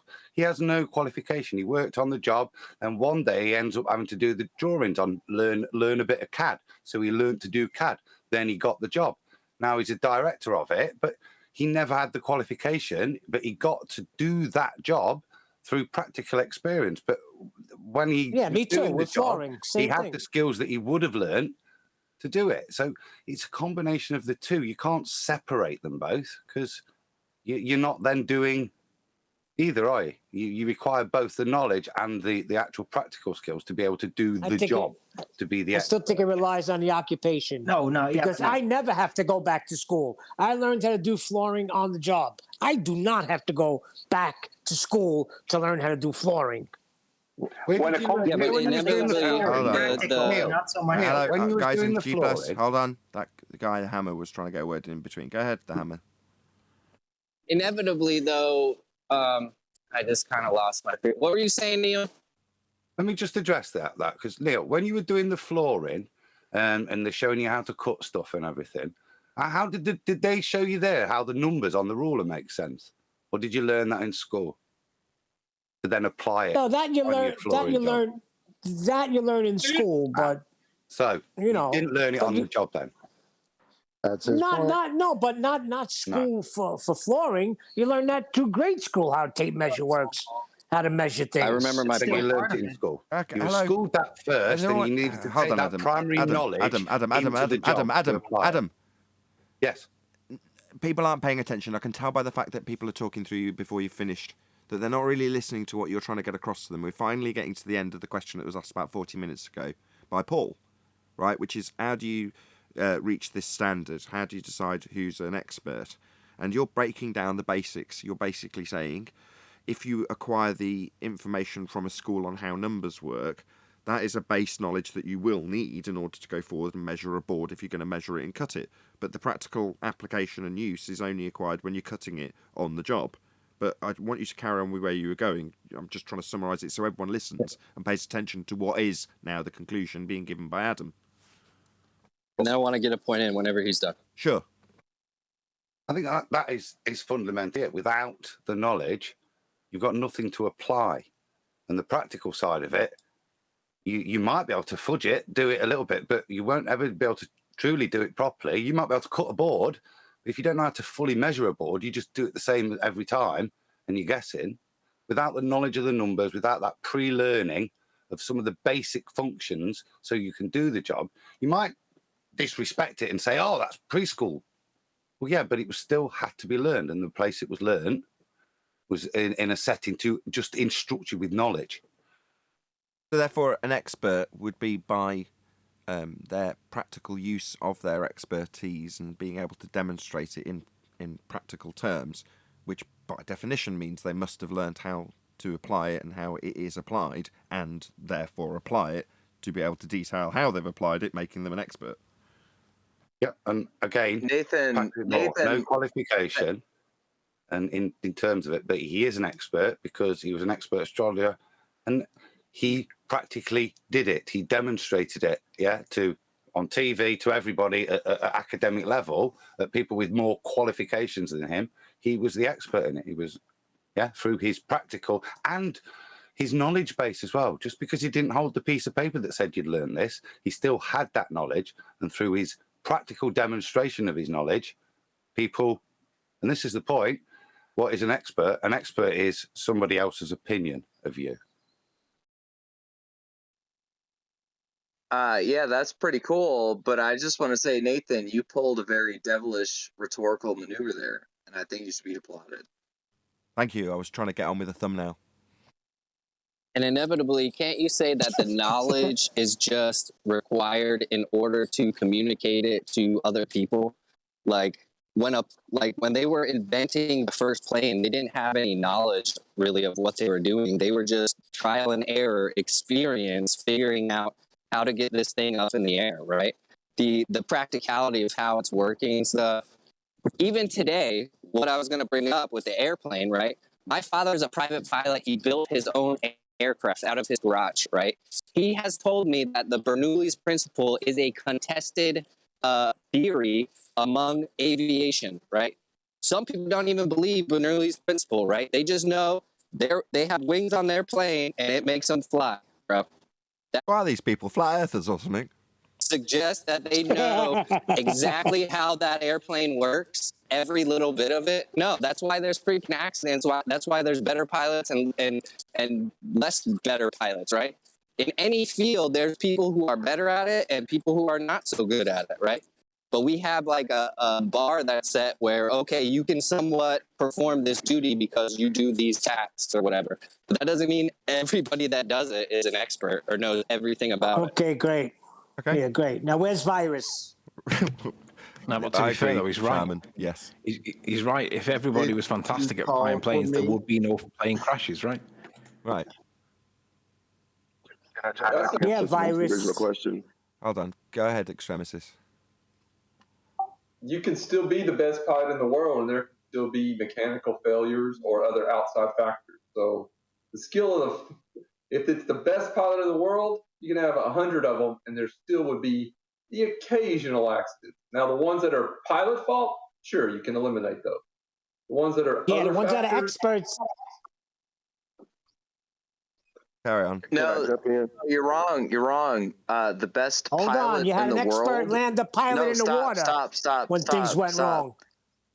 That was all skill there. Yeah, but that doesn't take away from Extremis's point, which is, I think it's pretty solid. Doesn't matter if No, it's every not pilot in solid. the world. It's not solid at all. No, I agree How with is him. it not solid? Because how are you going to account? How are you not going to account for some type of technical error? Maybe every pilot's an expert, but is every mechanic or engineer that put the planes together an expert? Right. Like, so how far down that road do you go down? Pilot, I have proof of this. The best pilot in the world is not going to fly an airplane that he is not absolutely sure is going to function the way that he wants.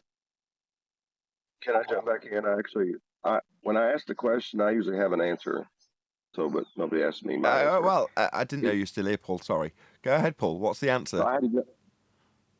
It depends on the nature of the subject. For instance, let's say the designer of the airplane, he may have never flown a plane in his life, but he knows enough about aerodynamics, structural aspects of things that he can actually build a plane that will function properly, but never himself fly the airplane. So he is a subject matter expert on the plane that he has designed. The mechanic that works on the plane is an expert in how to maintain the aircraft, knowing tolerances, how long they're going to last, when to change the fuel, when to do this, when to do that. He's an expert in that. And he may have never flown a plane either. Then you might have a pilot that doesn't know anything about any of that, but can get behind the cockpit and wear that plane out and fly it to the fullest capabilities that it can be done. He's an expert in that. Hold on.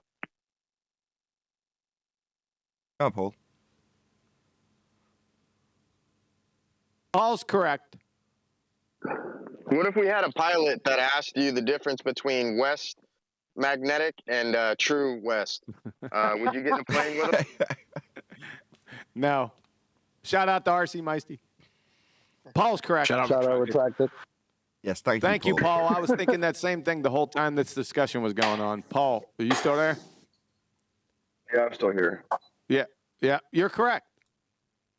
So does that, remember I answered the question long time ago? Demonstrated proficiency in the subject area in question. So you gave the same response, correct? Yeah, and I think somebody can know a subject very well and have a huge amount of knowledge on it and never have a degree, never have an engineering license on their wall, and know the subject very well. As long as they know the subject very well, they are a subject matter expert. Right. Sure. So we covered this with the use of, and it's very useful for this juxtaposition, my sister. So by the standards of actually performing celestial navigation, which she has on her own boat, she's a subject matter expert. Now, on the surface level, if I just blurted it out without giving that as a qualification, my sister said that when you do celestial navigation, on the surface it appears like an appeal to authority. Mama told me that you can have a curve meeting a straight line and be an angle. Right? Well, no. She's done it. That's what you need. Demonstrated proficiency in the area being discussed. That's it. Makes you an expert. If you can do it. Yep. Now that doesn't relieve you. That doesn't relieve you of getting back to the context. Let's say, okay, let's say we're in a courtroom and the judge or the court says that this person's an expert. Well, I'm a prosecutor.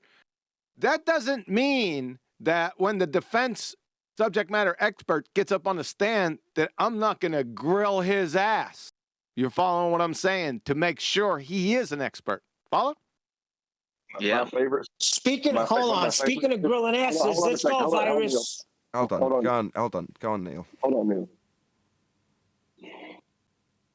Go on, Neil, because otherwise you'll keep rumpusing everyone. What do I do? Go on. No, let him finish, because I want to get to Virus after this. Why do you want to get the virus? What has virus got to add to anything? He's got a lot of stuff to say about. He has a lot of stuff to say about Coriolis, and I want him to explain it. But what's the point? He doesn't even know. He doesn't want to even know what Coriolis effect is. It's the retard part of the show. Yeah, you gotta. Okay. Plus, he's leading Rachel down the wrong path. She's not even understanding it now. Yeah, so what were we talking about? Changing pants. Your problem with an appeal to authority fallacy? No, not we as in you and I. I mean, like, literally what the topic was before Akuma virus was brought up. Okay, can I? Right, an engineer, right? Engineer spends 4 or 5 years in university or college. Then they go out onto the field. Why is it important for them to spend several years on the field, right, before they get to be able to sign off documents or whatever? Because they're going to encounter situations on the field, right? There could even just be a 3 days where weather is changing, where temperatures are changing rapidly, and they're trying to erect something that's something steel, right? And they're trying to erect that thing and do what they have to do. And if they get that wrong, it could mean the loss of lives or just the loss of a lot of money and a lot of hassle, right?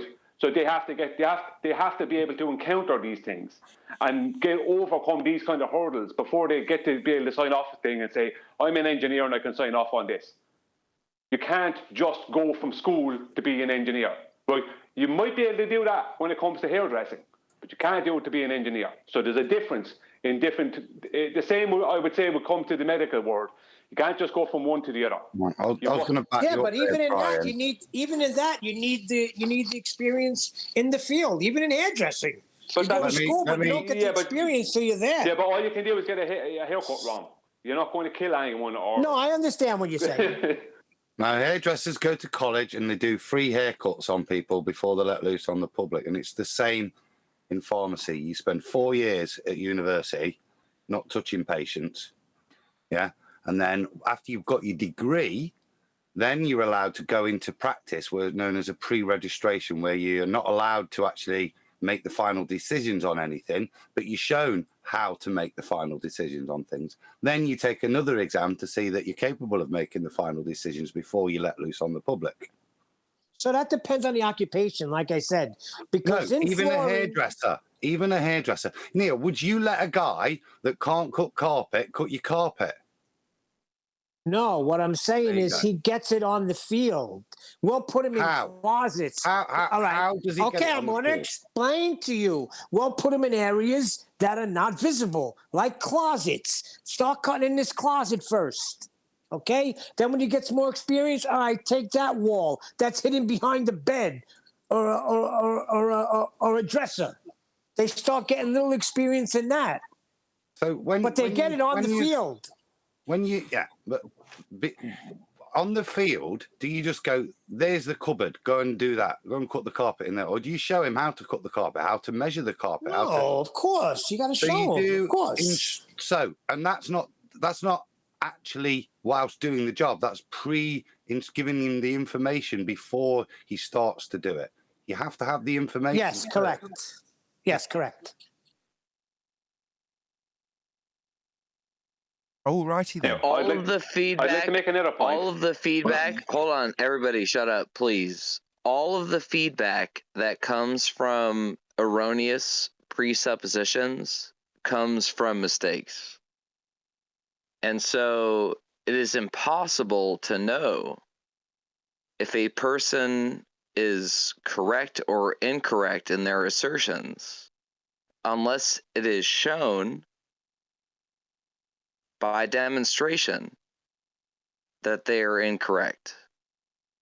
And what this means is that the contemporary pedagogical scheme under which the vast majority of us, literally speaking, I don't mean us in like a universal human sense. I mean like literally the 20 or so people here in this chat room are talking. We can't know if we are wrong unless we are demonstrated to be wrong. And what that means is we can learn things based on hearsay, diagrams, books, distant memories, all kinds of sources of information.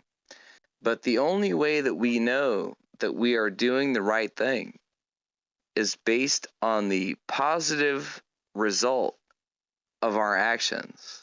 And so, Adam, as the pharmacist, the only way that you can know that your pharmaceutical training is correct is if the drugs you prescribe your patients actually heal their ailments.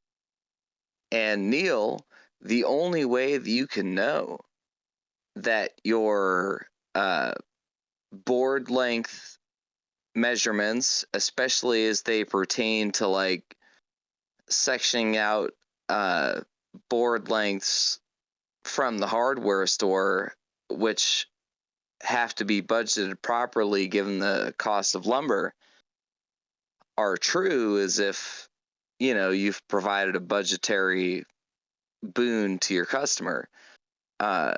Nathan Oakley can only know if what he's doing as a YouTuber brings money into his coffers, et cetera, et cetera. The only way that we are able to sort these, competing epistemological claims is if they are self-validating. And that's kind of crazy. Are you putting me to sleep? You're putting me to sleep. Yeah. You're practicing. Hang on. I haven't spoken all the time because he's here. He's here getting his experience as a philosopher. Right. This is all he's doing here. Some people now want to catch a virus, and some people want to avoid a virus, and we're not being allowed to take it. We can't even get to that because this guy's practicing philosophy that he's read in the book on our show. Yeah, let's get the virus. There's nothing wrong with philosophy. There's nothing wrong with but if a Kulu virus is in the wings, then philosophy okay. doesn't settle debates or moot points. It does. Doesn't settle arguments. And we've been on this for a minute, so yeah. It does. It does. It doesn't. No. Show me one philosophical answer that has ever settled an argument. One. Now we're going to get stuck on this for 20 minutes. To be or not to be? That is the question. Wait a minute, I gotta ask Tony something. Is that a philosophical argument you're making to say that a philosophical argument never solved anything? Didn't hear a word of that. Too garbled. Try once more. I said, is Anthony making a philosophical argument saying that a philosophical argument never solved anything?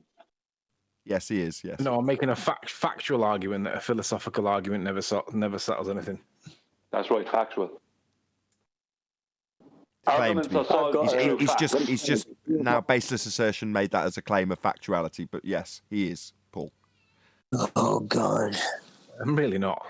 Can I please talk about the Bernoulli effect? No one asked you. Virus. Yes, you can, Brian. Go ahead. Yeah, the Bernoulli. I think it's Bernoulli effect. Yeah, I mean.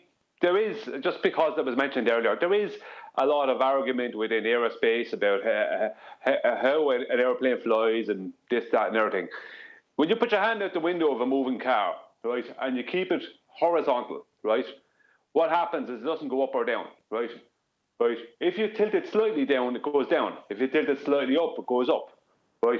Why? Because you're moving your hand through a constantly moving medium.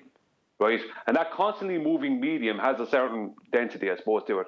And the less dense it is, the more, and the faster you go through it, then the effect will still happen. Blah blah blah. But the point is that what's happening is that medium is hitting the underneath first quarter edge of your hand or wing, right, airfoil, and that causes the upward thing because it then hitting it.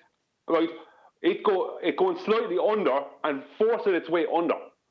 That's what's happening, and it's like the wing is sliding up in a way. Right, that's what's happening. Right, that's why when they fly, they have to have the nose of the airplane, it's always above horizontal, because they can't fly successfully at horizontal without having a lot of speed.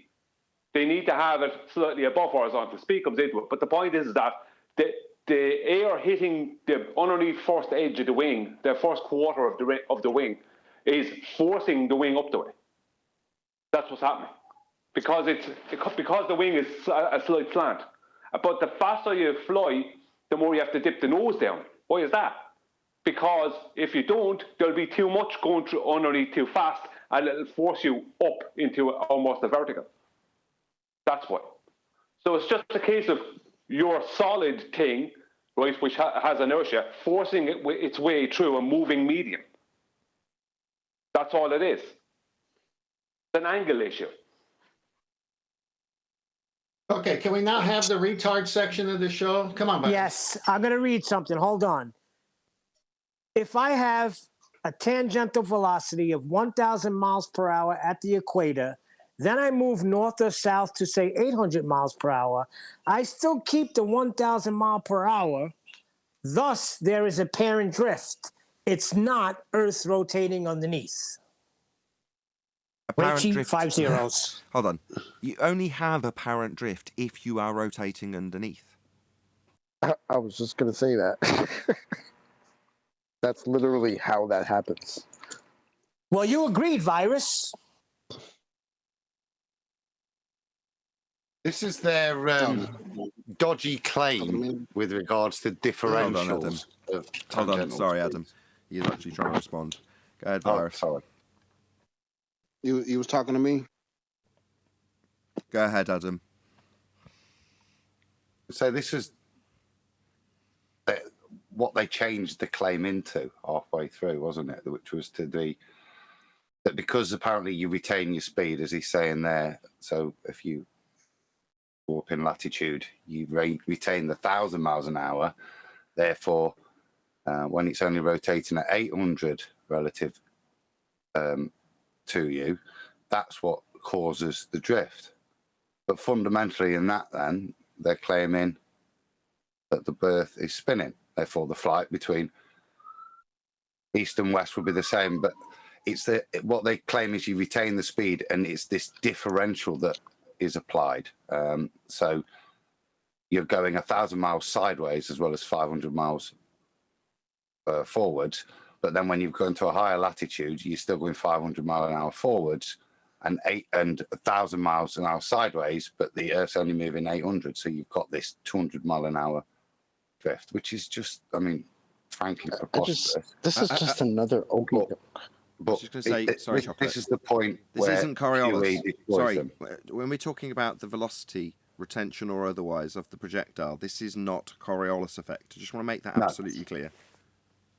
No, I was addressing the point of what they're trying to support with some kind of maths where they say... Yeah, they think they're explaining it, though. That's what I'm saying. They think they're explaining Coriolis. It's globiolus. It's what Brian likes to call globiolus that we're now talking about. Yeah.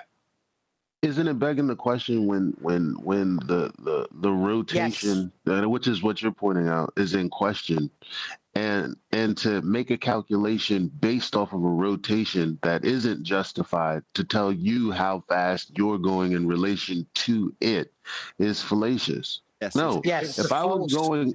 Yes, it's a begging the question fallacy, but it's a begging the question fallacy that is assuming the defiance of the original claim in the begging the question fallacy. I assume Earth spins, and I assume atmosphere spins with Earth. That's the premise trying to be claimed, therefore a begging the question fallacy. But in so doing, no drift. If they're moving together, there's no drift. There's not two reference frames anymore. Wouldn't this question be more qualitative as opposed to quantitative? Because they like to argue about how much drift you would see here or there. Isn't the main question, is this drift happening or not, before we talk about how much of it is happening or not? That's correct. Yes, either you've got Earth turning underneath or you haven't. And when they try and qualify, well, how much drift I account for in my projectile, it's like, drift? That's Coriolis effect. That's not actual drift observed from the ground if you're turning beneath stuff. But you're going to now tell me how your plane is accounting for this. Like I ripped Wolfie, I should say, a new one on the live show. Right? They don't understand what Coriolis is, and they'll bastardize it into something that it isn't, and then say they've got a reduced amount of drift that's occurring. It's like, so there's drift then. Well, that means Earth's turning underneath the plane. I know we shouldn't go into let them do it. When you do look at this, you see another level of misrepresentation in the maths, because what they do is if you give them all of the tangentials and etc. and rotations, and you look at what they demonstrate in the maths, they demonstrate a north to south route, only applying it in terms of the adjustment of rotation. But they never do a route that's like northeast, because at that point they would then have to have the same applied east-west calculation, which would shorten flights. Now, they will never demonstrate it with those numbers. They only demonstrate it straight north-south, and they're changing the tangential. But imagine if it's anywhere off, then that rotation would come into play, so they don't demonstrate that mathematically. I agree. Pop yourself on mute. Hold on, Eli, can you just pop yourself on mute? I must say, Virus has gotten wise because I haven't heard a word from him. He's busy I'm changing his nice. reference frame. But Virus, are you out of your genes in a different reference frame? Can you explain that? No, that's not the situation. I can't explain that. Well, you're the one who came up with it. Yeah, you claim Nathan doesn't know Coriolis. That's what you said in chat. I never came up with that, so I don't know what you're talking about. 10th. You never said. Yeah. That's so what. What? You never came up, but you did? Which one is it? What? Your genes and your reference frame. Starting out great. Man, you're playing dumb real good here. No, I answered you, and then I answered Neil. I don't know what you said after I answered Neil. What did you answer me? I said, I don't know what you're talking about. I never made up something with reference frames and changing pans at the same time. I don't know what you're talking about with that, but it's only recorded, that's all. And then you replied back with another question I didn't hear.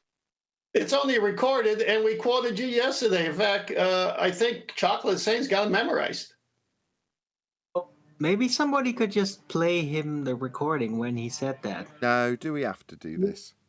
This is You glorified really don't have to, but I know what you're talking about. Hold on. We're Well, getting he's so far. playing dumb Hold here. on. He's playing dumb here. Hello. We're getting so far away from a coherent point being made. This is bordering on an ad hom against him.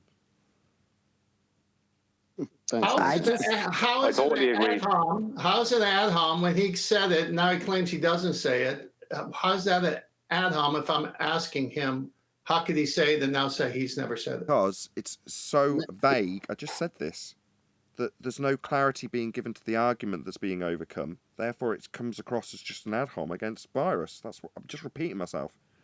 I disagree. Forget about that. He says Nathan don't know what he's talking about with Coriolis. And I said, come on a show and explain. So Okay, now we're explain. getting somewhere. What does Nathan not know? Okay, fine.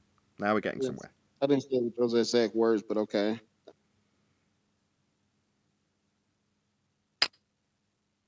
Is that your What did you actually say?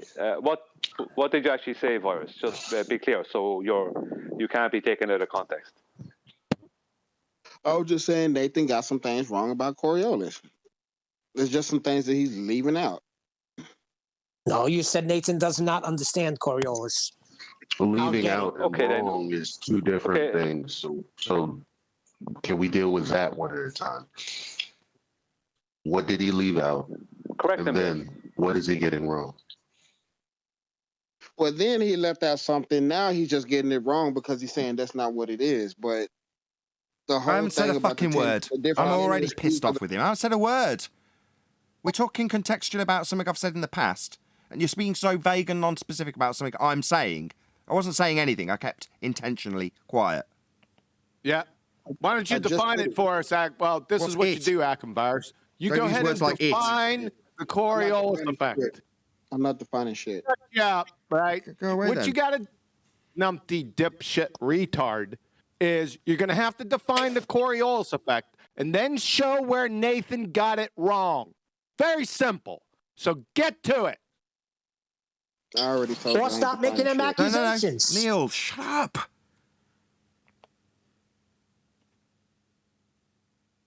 Tell us how you're not going to do it, Virus. Oh, who's that in bloody G I already again? said I'm not defining shit.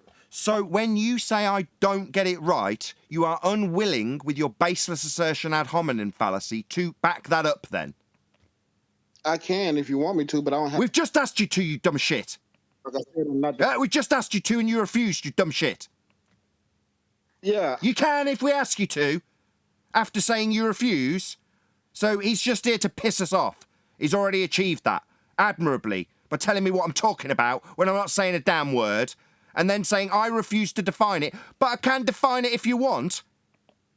No, yes, I want. Get on with it. I'm not defining shit. So get lost then.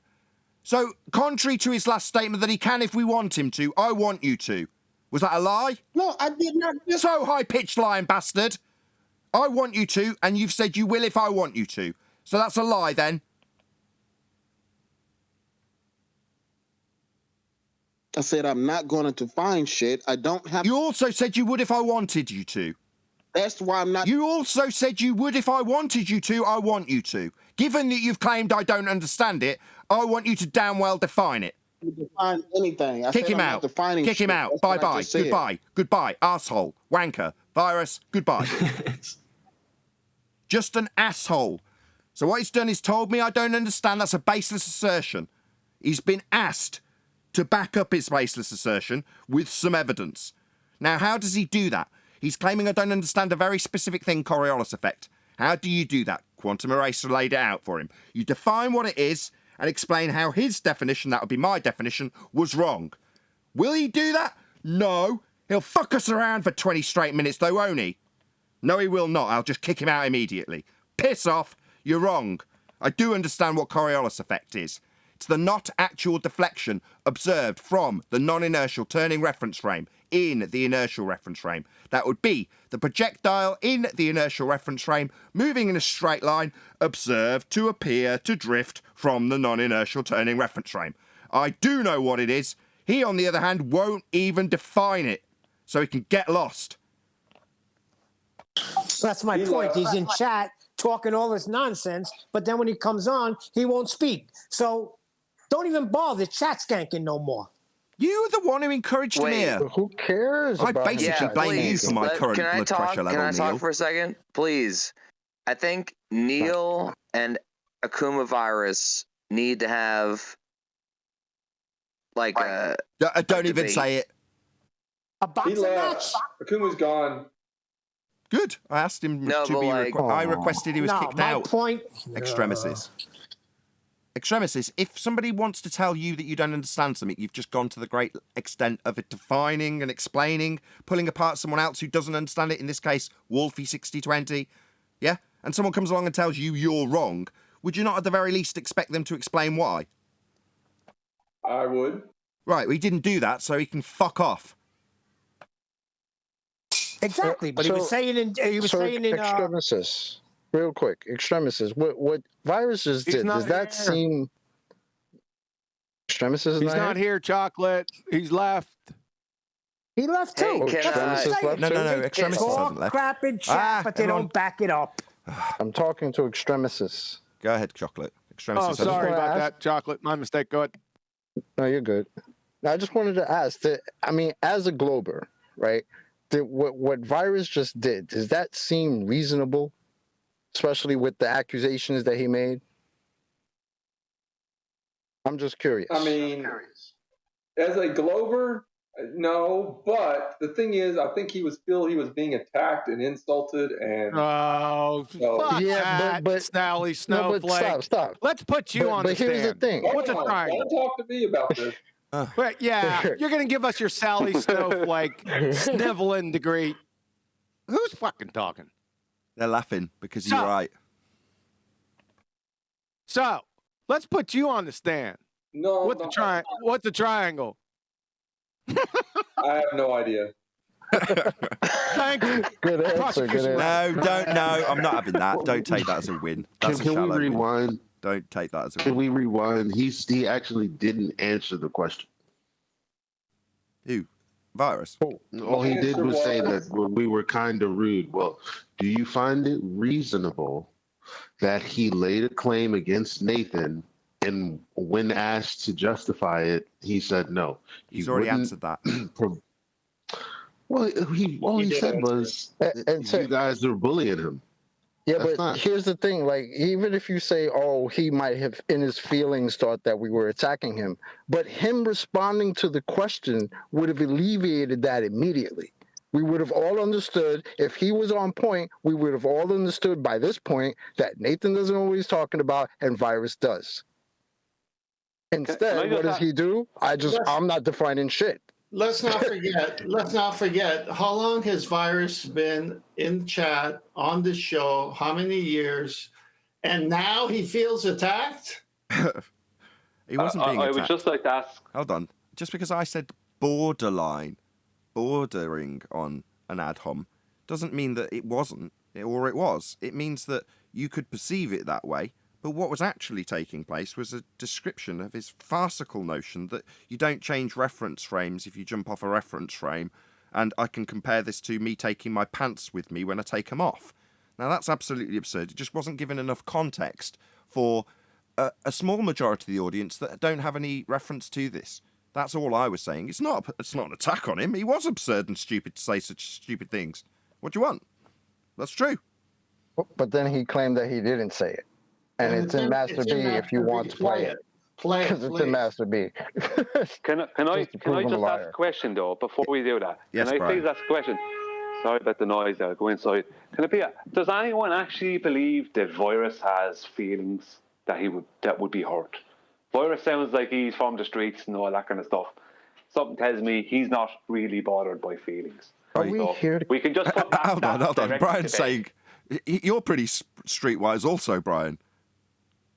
I don't know. Well, Virus is definitely from the streets. Virus is definitely streetwise. He doesn't have feelings. He's not a sensitive. Hold on a second. Hold on. This is too good. He's No, hold using on. victim status to avoid answering the awkward questions. Just during the lockdown, you had a few encounters with the old Rozzers locking down the streets and such. Brian, you dealt with that in a quite cool, calm, collected way, didn't you? What did you do exactly? What did I do? I kept getting caught, but I just told him, well, I'm doing what I'm doing, and you catch me when you catch me, and it'll be a bit of fun. All right, so you'd say you were fairly streetwise in those sorts of affairs. Then you weren't afraid to skirt the edges of decent behaviour by the common standards. Let's just say. I'll break the rules when it's necessary. Yeah. Right. There's no way you have any feelings. Well, I know that I wouldn't have sensitive feelings like Virus is claiming to have. Sorry, are you projecting? Are you projecting the fact that you are a cold bastard onto Virus? That's what it seems like here. 100%. 100%. It's not about being cold. It's about being a victim. It's about knowing the difference between being a Oh, victim. hold on. I've just got the violin music just lined up. Hold on. Go ahead, Brian. Come on. It's not about being cold. It's about whether you're a victim or not. And Virus knows that he is not a victim. I got Virus's claiming to be a quote right victim, here. but he's not a victim. Here, let me read Play the Virus's quote. recording. I'm just Let me just agree with you Brian. That was a good what point he's made. Coriolis Everyone ignored him. is and I love where it. Nathan is wrong. Ugh, I love Okay? it. Thanks, Neil. I love how everyone's so keen to get their next point in. Brian's point's completely ignored. Great point. Thank you, Brian. Thank you. Brian interrupted the recording being played. That's all. Oh, what recording? Oh, gosh. It's in Master B. Fire's talking about what he denied he was talking about. Play it. Okay, let's have a look. Give me a second. Please, no more screechy noises from the G+ Discord chat. Is it Blind Sniper? Oh, which one? There's two. I think they're both the same. Oh, okay. I could change pants and not leave them. Who is this idiot? You can change pants and not leave the pants that you're in? The Blind Sniper, 4 November 2019. I could change pants and not leave them. Who is this idiot? You can change pants and not leave the pants that you're in? There you go. Yeah, so he definitely said it because you heard me responding to him and John laughing. So, yeah. There you go. You do remember his response to that, though, don't you? He said he could put the pair he took off him over his shoulder. Yeah. This is what we deal with. And that was on the Coriolis argument. So you want to go back into that, changing pants and shit? Come on. Right. This is so we've gone full circle, precisely. This is why Neil got so het up and he's white knighting for me, and I do appreciate it, Neil. But he's basically saying, how dare you be in the chat telling us that we don't understand what Coriolis effect is, or specifically me, when you come up with some absolute corkers like that. It's just not reasonable for you to declare that I'm wrong when you haven't got the first clue about Coriolis effect and you're not prepared to define it. You'll tell us that you're not defining shit. Thank you. Well, Virus did what he came to do, and that was to poison the well, because that's what he did in chat. He poisoned the well in chat with Rachie and whoever else. Well, I don't know, I didn't read it, but supposedly he poisoned the well. That's what he was there to do. He wasn't there to come in here and answer questions. He came in here to waste time and mess around. He's not interested in here. He's interested now. His focus is in poisoning the well, in the live chat poisoning the well. So when you say something like that, Nathan, about Coriolis, he'll throw in things to poison the well with the people he knows that don't understand the Coriolis effect like the people on the panel does. Okay. And you specifically. Well, I mean, a more fool them is my attitude in terms of that. I mean, I know you use Rachie, and I'm not sure if she is or isn't an example, but because you've mentioned her name, sorry, Rachie, you're becoming the example in this one. If she was to say, all right, Virus is saying he doesn't understand the Coriolis effect, and in reality she doesn't understand the Coriolis effect, then that's upon her to find out whether or not that poisoning of the well attempt is correct or not. In other words, that's down to you to find out what the Coriolis effect is, not trust Virus or me. That's your own discernment, isn't it? So, that would be on Rachie, not on Virus. Yeah, well, I mean, I only said Rachie victim, because I only said Rachie because that was the name was put out there. No, I get it. One or two people. No, I totally get it. Rachie's not stupid. I know Rachie well enough to know she's just being used as an example. We know she knows. I don't even have to explain that and declare that. Yes, we get that, Brian. Yeah, but she'll accept that, and anyone says to her and go, okay, that's very good, and she'll look through it and she'll make a decision on what's real and what isn't at the end.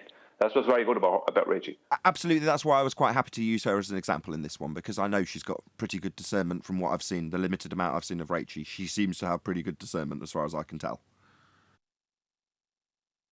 Hey, as long as we're name dropping, hold on a second, everybody. Real quick.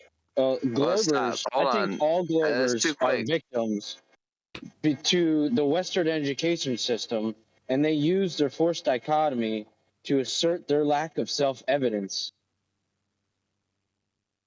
Cool. You and Shyamalan sound the same. Can we get Giggles in a trench coat up in here in voice chat? You can't get people in voice chat. It's an open door if they want to walk in. Now, if you're preoccupied with the chat skanking, that's on you, my friend. I'm not looking at it, but I know for a fact that Giggles in a trench coat is watching and listening. So I would be gratified personally if Giggles in a trench coat would come on. Okay, how do you want me to do that? Well, I think we could just leave a brief space to name and invite Giggles in a trench coat on and see what happens. He won't come in until Nathan leaves. Once Nathan leaves, then he comes in. He's not in VC, is he? He's not in the voice chat. No, he's not. Right. And Giggles only comes in once Nathan leaves because he's scared. Oh, how telling. Okay, but before we poison the on our own side. Look, it's an open door. People can come in if they choose to, right? The chat, which I literally never, ever look at, ever, is there as a nice little cozy halfway house for those who want to dip their toe into the water. Yeah? That's it. But as for what you have stepped up, now, I'm not telling you what to do. If you want to pay attention to the chat, the text chat, then so be it. But you can't really There's a skill, there's a real skill to doing what you're trying to entice me or whoever you're talking to in general to do, right? So Stigoli and definitely Quantum Racer, Chocolate Saying, Paul, there's a few others that have got this skill where they can entice a chat skank from chat to VC, right? But when it happens, you're like, I couldn't do that. So they get commendation. Stag was the most recent, just that's why I remember him doing it. He's done it a couple of times. Well, you know, that's something that you might want to take on as a skill, but it's kind of almost rude. I'm not knocking you to say, let's get this guy into voice chat. Okay, I'll throw that back at you. Get Wolfie in here. He's still here. Go and get Wolfie. Is he not here? He's telling us that blah blah blah blah blah blah. He should be here, shouldn't he? That's what you're doing to me or whoever you're talking to. Do you see the point? Well, if I they want sort to of talk, do, they should come on but and talk. in a sense, Neil, I'm not talking sense, to Neil. I just want to. Neil has done it this whole show. Oh, really? Yeah. A little bit. Yeah. All See, right, if 3 someone people says it, then I agreed with gotta me, Neil. accept Normally it. I wouldn't mention it, but yeah, you've done it the whole show. Ah, shut up. Just chill. Just chill. Go ahead, Whiskey. well, it would be different. It would be different if Neil, or rather Wolfie, was in the Discord chat. You see what I mean? Okay, let's just say on YouTube. So I widen my net. I can push those goalposts. No problem. He's on YouTube talking about me. He's got videos named. My name in the title should be here, shouldn't he? Right? Same standard. Yeah, well, Go get him. Go get him. What? Have you got him? Have you got him? Not yet. Is he still here? Is he in the VC? Have you dragged him along yet? Do you see where I'm The going? only way that he's coming in is if Nathan either leaves or Nathan changes his picture and name on Discord. Yeah, but can I just say that the issue with this, sorry, Neil, I'll just step in just slightly ahead of you. The issue with this is that you're in VC after Nathan leaves and Giggles in a trench coat comes in and he says all these things and you want him to be in on the main show where he says all this ridiculous nonsense and gets held to task. Because when you're arguing with him after the show in the VC, it doesn't matter because he can say anything he wants and gets away with it. It's not going out live to an audience, it's just on Discord. And if it is going out on some Discord live thing, it'll probably be within an 8-hour span or some nonsense like that of a video. So the problem here is that you're hanging around in Discord VC after the show to talk and argue with this guy Wiggles in a trench coat. Right?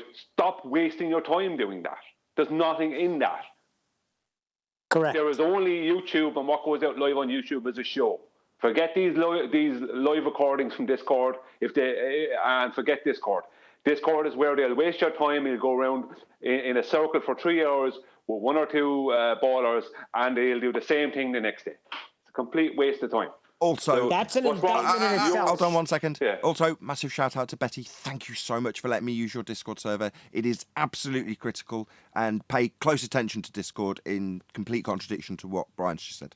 Thank you very much, Betty. Yeah, but see, that's an indictment on its own. They'll come on when the show's over and everybody's gone. That's when they'll come on and spew their nonsense. So take it as a victory.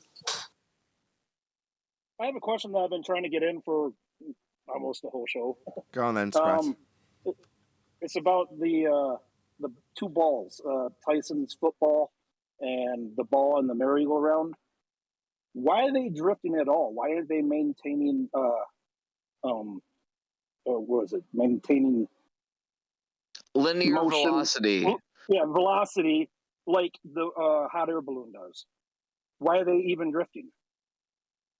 Right, first thing, Why are they they're not. maintaining momentum? Okay. It's an apparent. Thank you, Neil. Firstly, they're not drifting. The ball in the example shown on the live show did not drift. Do you understand that, first of all? Oh, yeah, I'm just trying to figure out why. I mean, I asked them this, and nobody can ever answer it, because they say the hot air balloon will maintain momentum, but yet the balls will drift. It's like, okay, why are the balls drifting and not the hot air balloon? Well, that's the essence of. Okay. Okay. Rather than asking it as a question, you should be stating it as an assertion, because if the Earth is turning underneath, it turns underneath the hot air balloon and doesn't. Therefore, Earth is not turning underneath the hot air balloon. Well, it needs to be, because that's what they're claiming will happen. When you say, but they say it will retain momentum, who's they? Because the globe is making a claim that it will drift, not that it will retain momentum, because that wouldn't give you drift.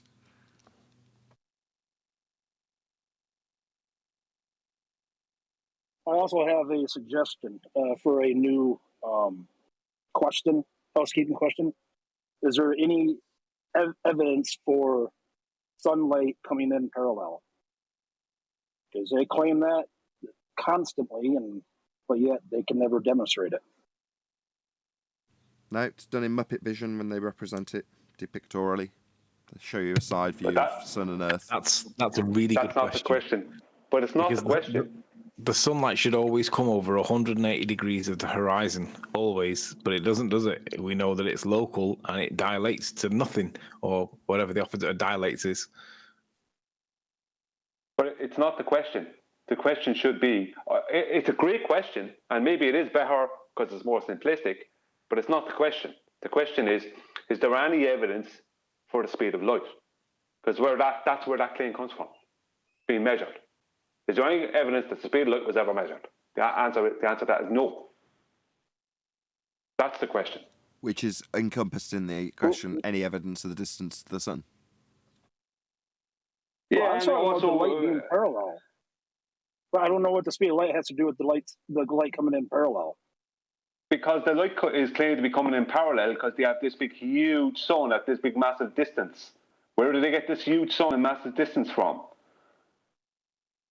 To be clear, the speed has nothing to do with it being parallel. It's the distance and the size. Yeah, well, where do the distance and the size come from? The two are intertwined.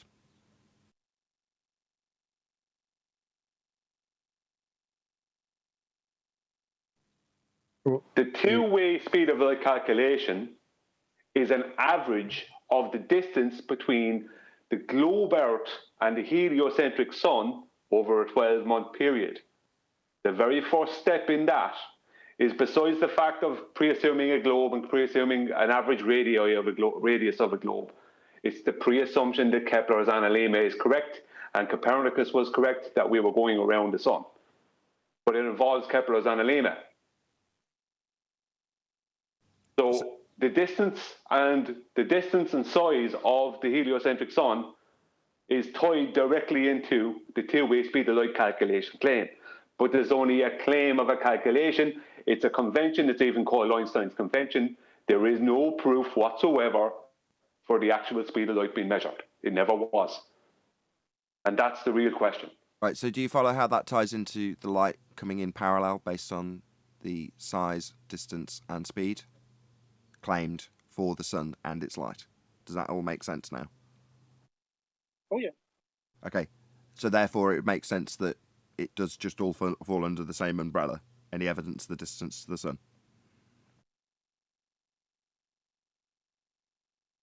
Yep, that's true. Thanks. When you say, I only clarify it because you said there should be a new housekeeping question, any evidence that there's parallel light from the sun. Well, that is 3 steps along. Therefore, the origin of that question is encompassed in that housekeeping question. I'm glad you've asked, because it gives me the opportunity to say that, and Brian the opportunity to explain that. So, good. Glad you asked. I'd like Anthony to restate what he said. It was probably the most concise statement on it. Me too. About the if all light was parallel, it would mean that the horizon must have 180 degrees or 90 degrees perpendicular light always, but we don't get that. We get diffused light that is localized. There should be a complete and obvious disconnection from the way that the sun sets, the way the sun appears to set, with the way that the light traverses the terminator line towards the horizon. There should be a clear disconnect, but they're clearly connected because they're local. That is literally that's one of the strongest points for me. It is, but it has further clarity because of the way you've just described it, which you didn't do the first time. But that's fine. So, number one, you're correct. But there's a distinction drawn in terms of how you're correct. In terms of there being a Terminator line, you can easily do research that will point you towards there being one. In fact, it is one of their claims that there is a Terminator line. However, in actuality, what we experience is not that. We have Twilight, right? There is no Terminator line creeping over you. That doesn't happen. So, but that's what they actually do say happens. So I just wanted to make that distinction. But you're absolutely right, Anthony. What would you call that Alaskan cruise video where the guy pans right and it's like daylight, and he pans left and it's like twilight? Yeah, and you can see the line in front of the boat. Yeah, there is no Terminator line, is there? Exactly. You know, to his right, he's got daylight. To his left, he's got nighttime. Well, is there a distinct line terminating the difference between the night and the day? Absolutely not. Kind of looks like a line.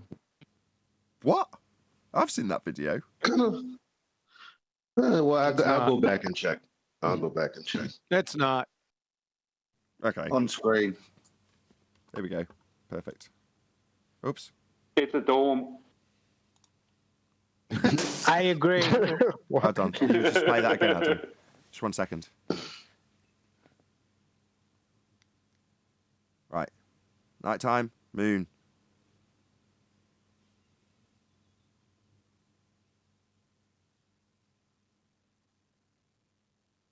I was discussing this topic with a glober the other day, and he said, yes, the sun rays come out of the sun radially, but because of the distance that it's traveled, we're effectively only receiving one ray of that sunlight. That's all the sun that we can see is that one beam of light, which is now all parallel because of the distance.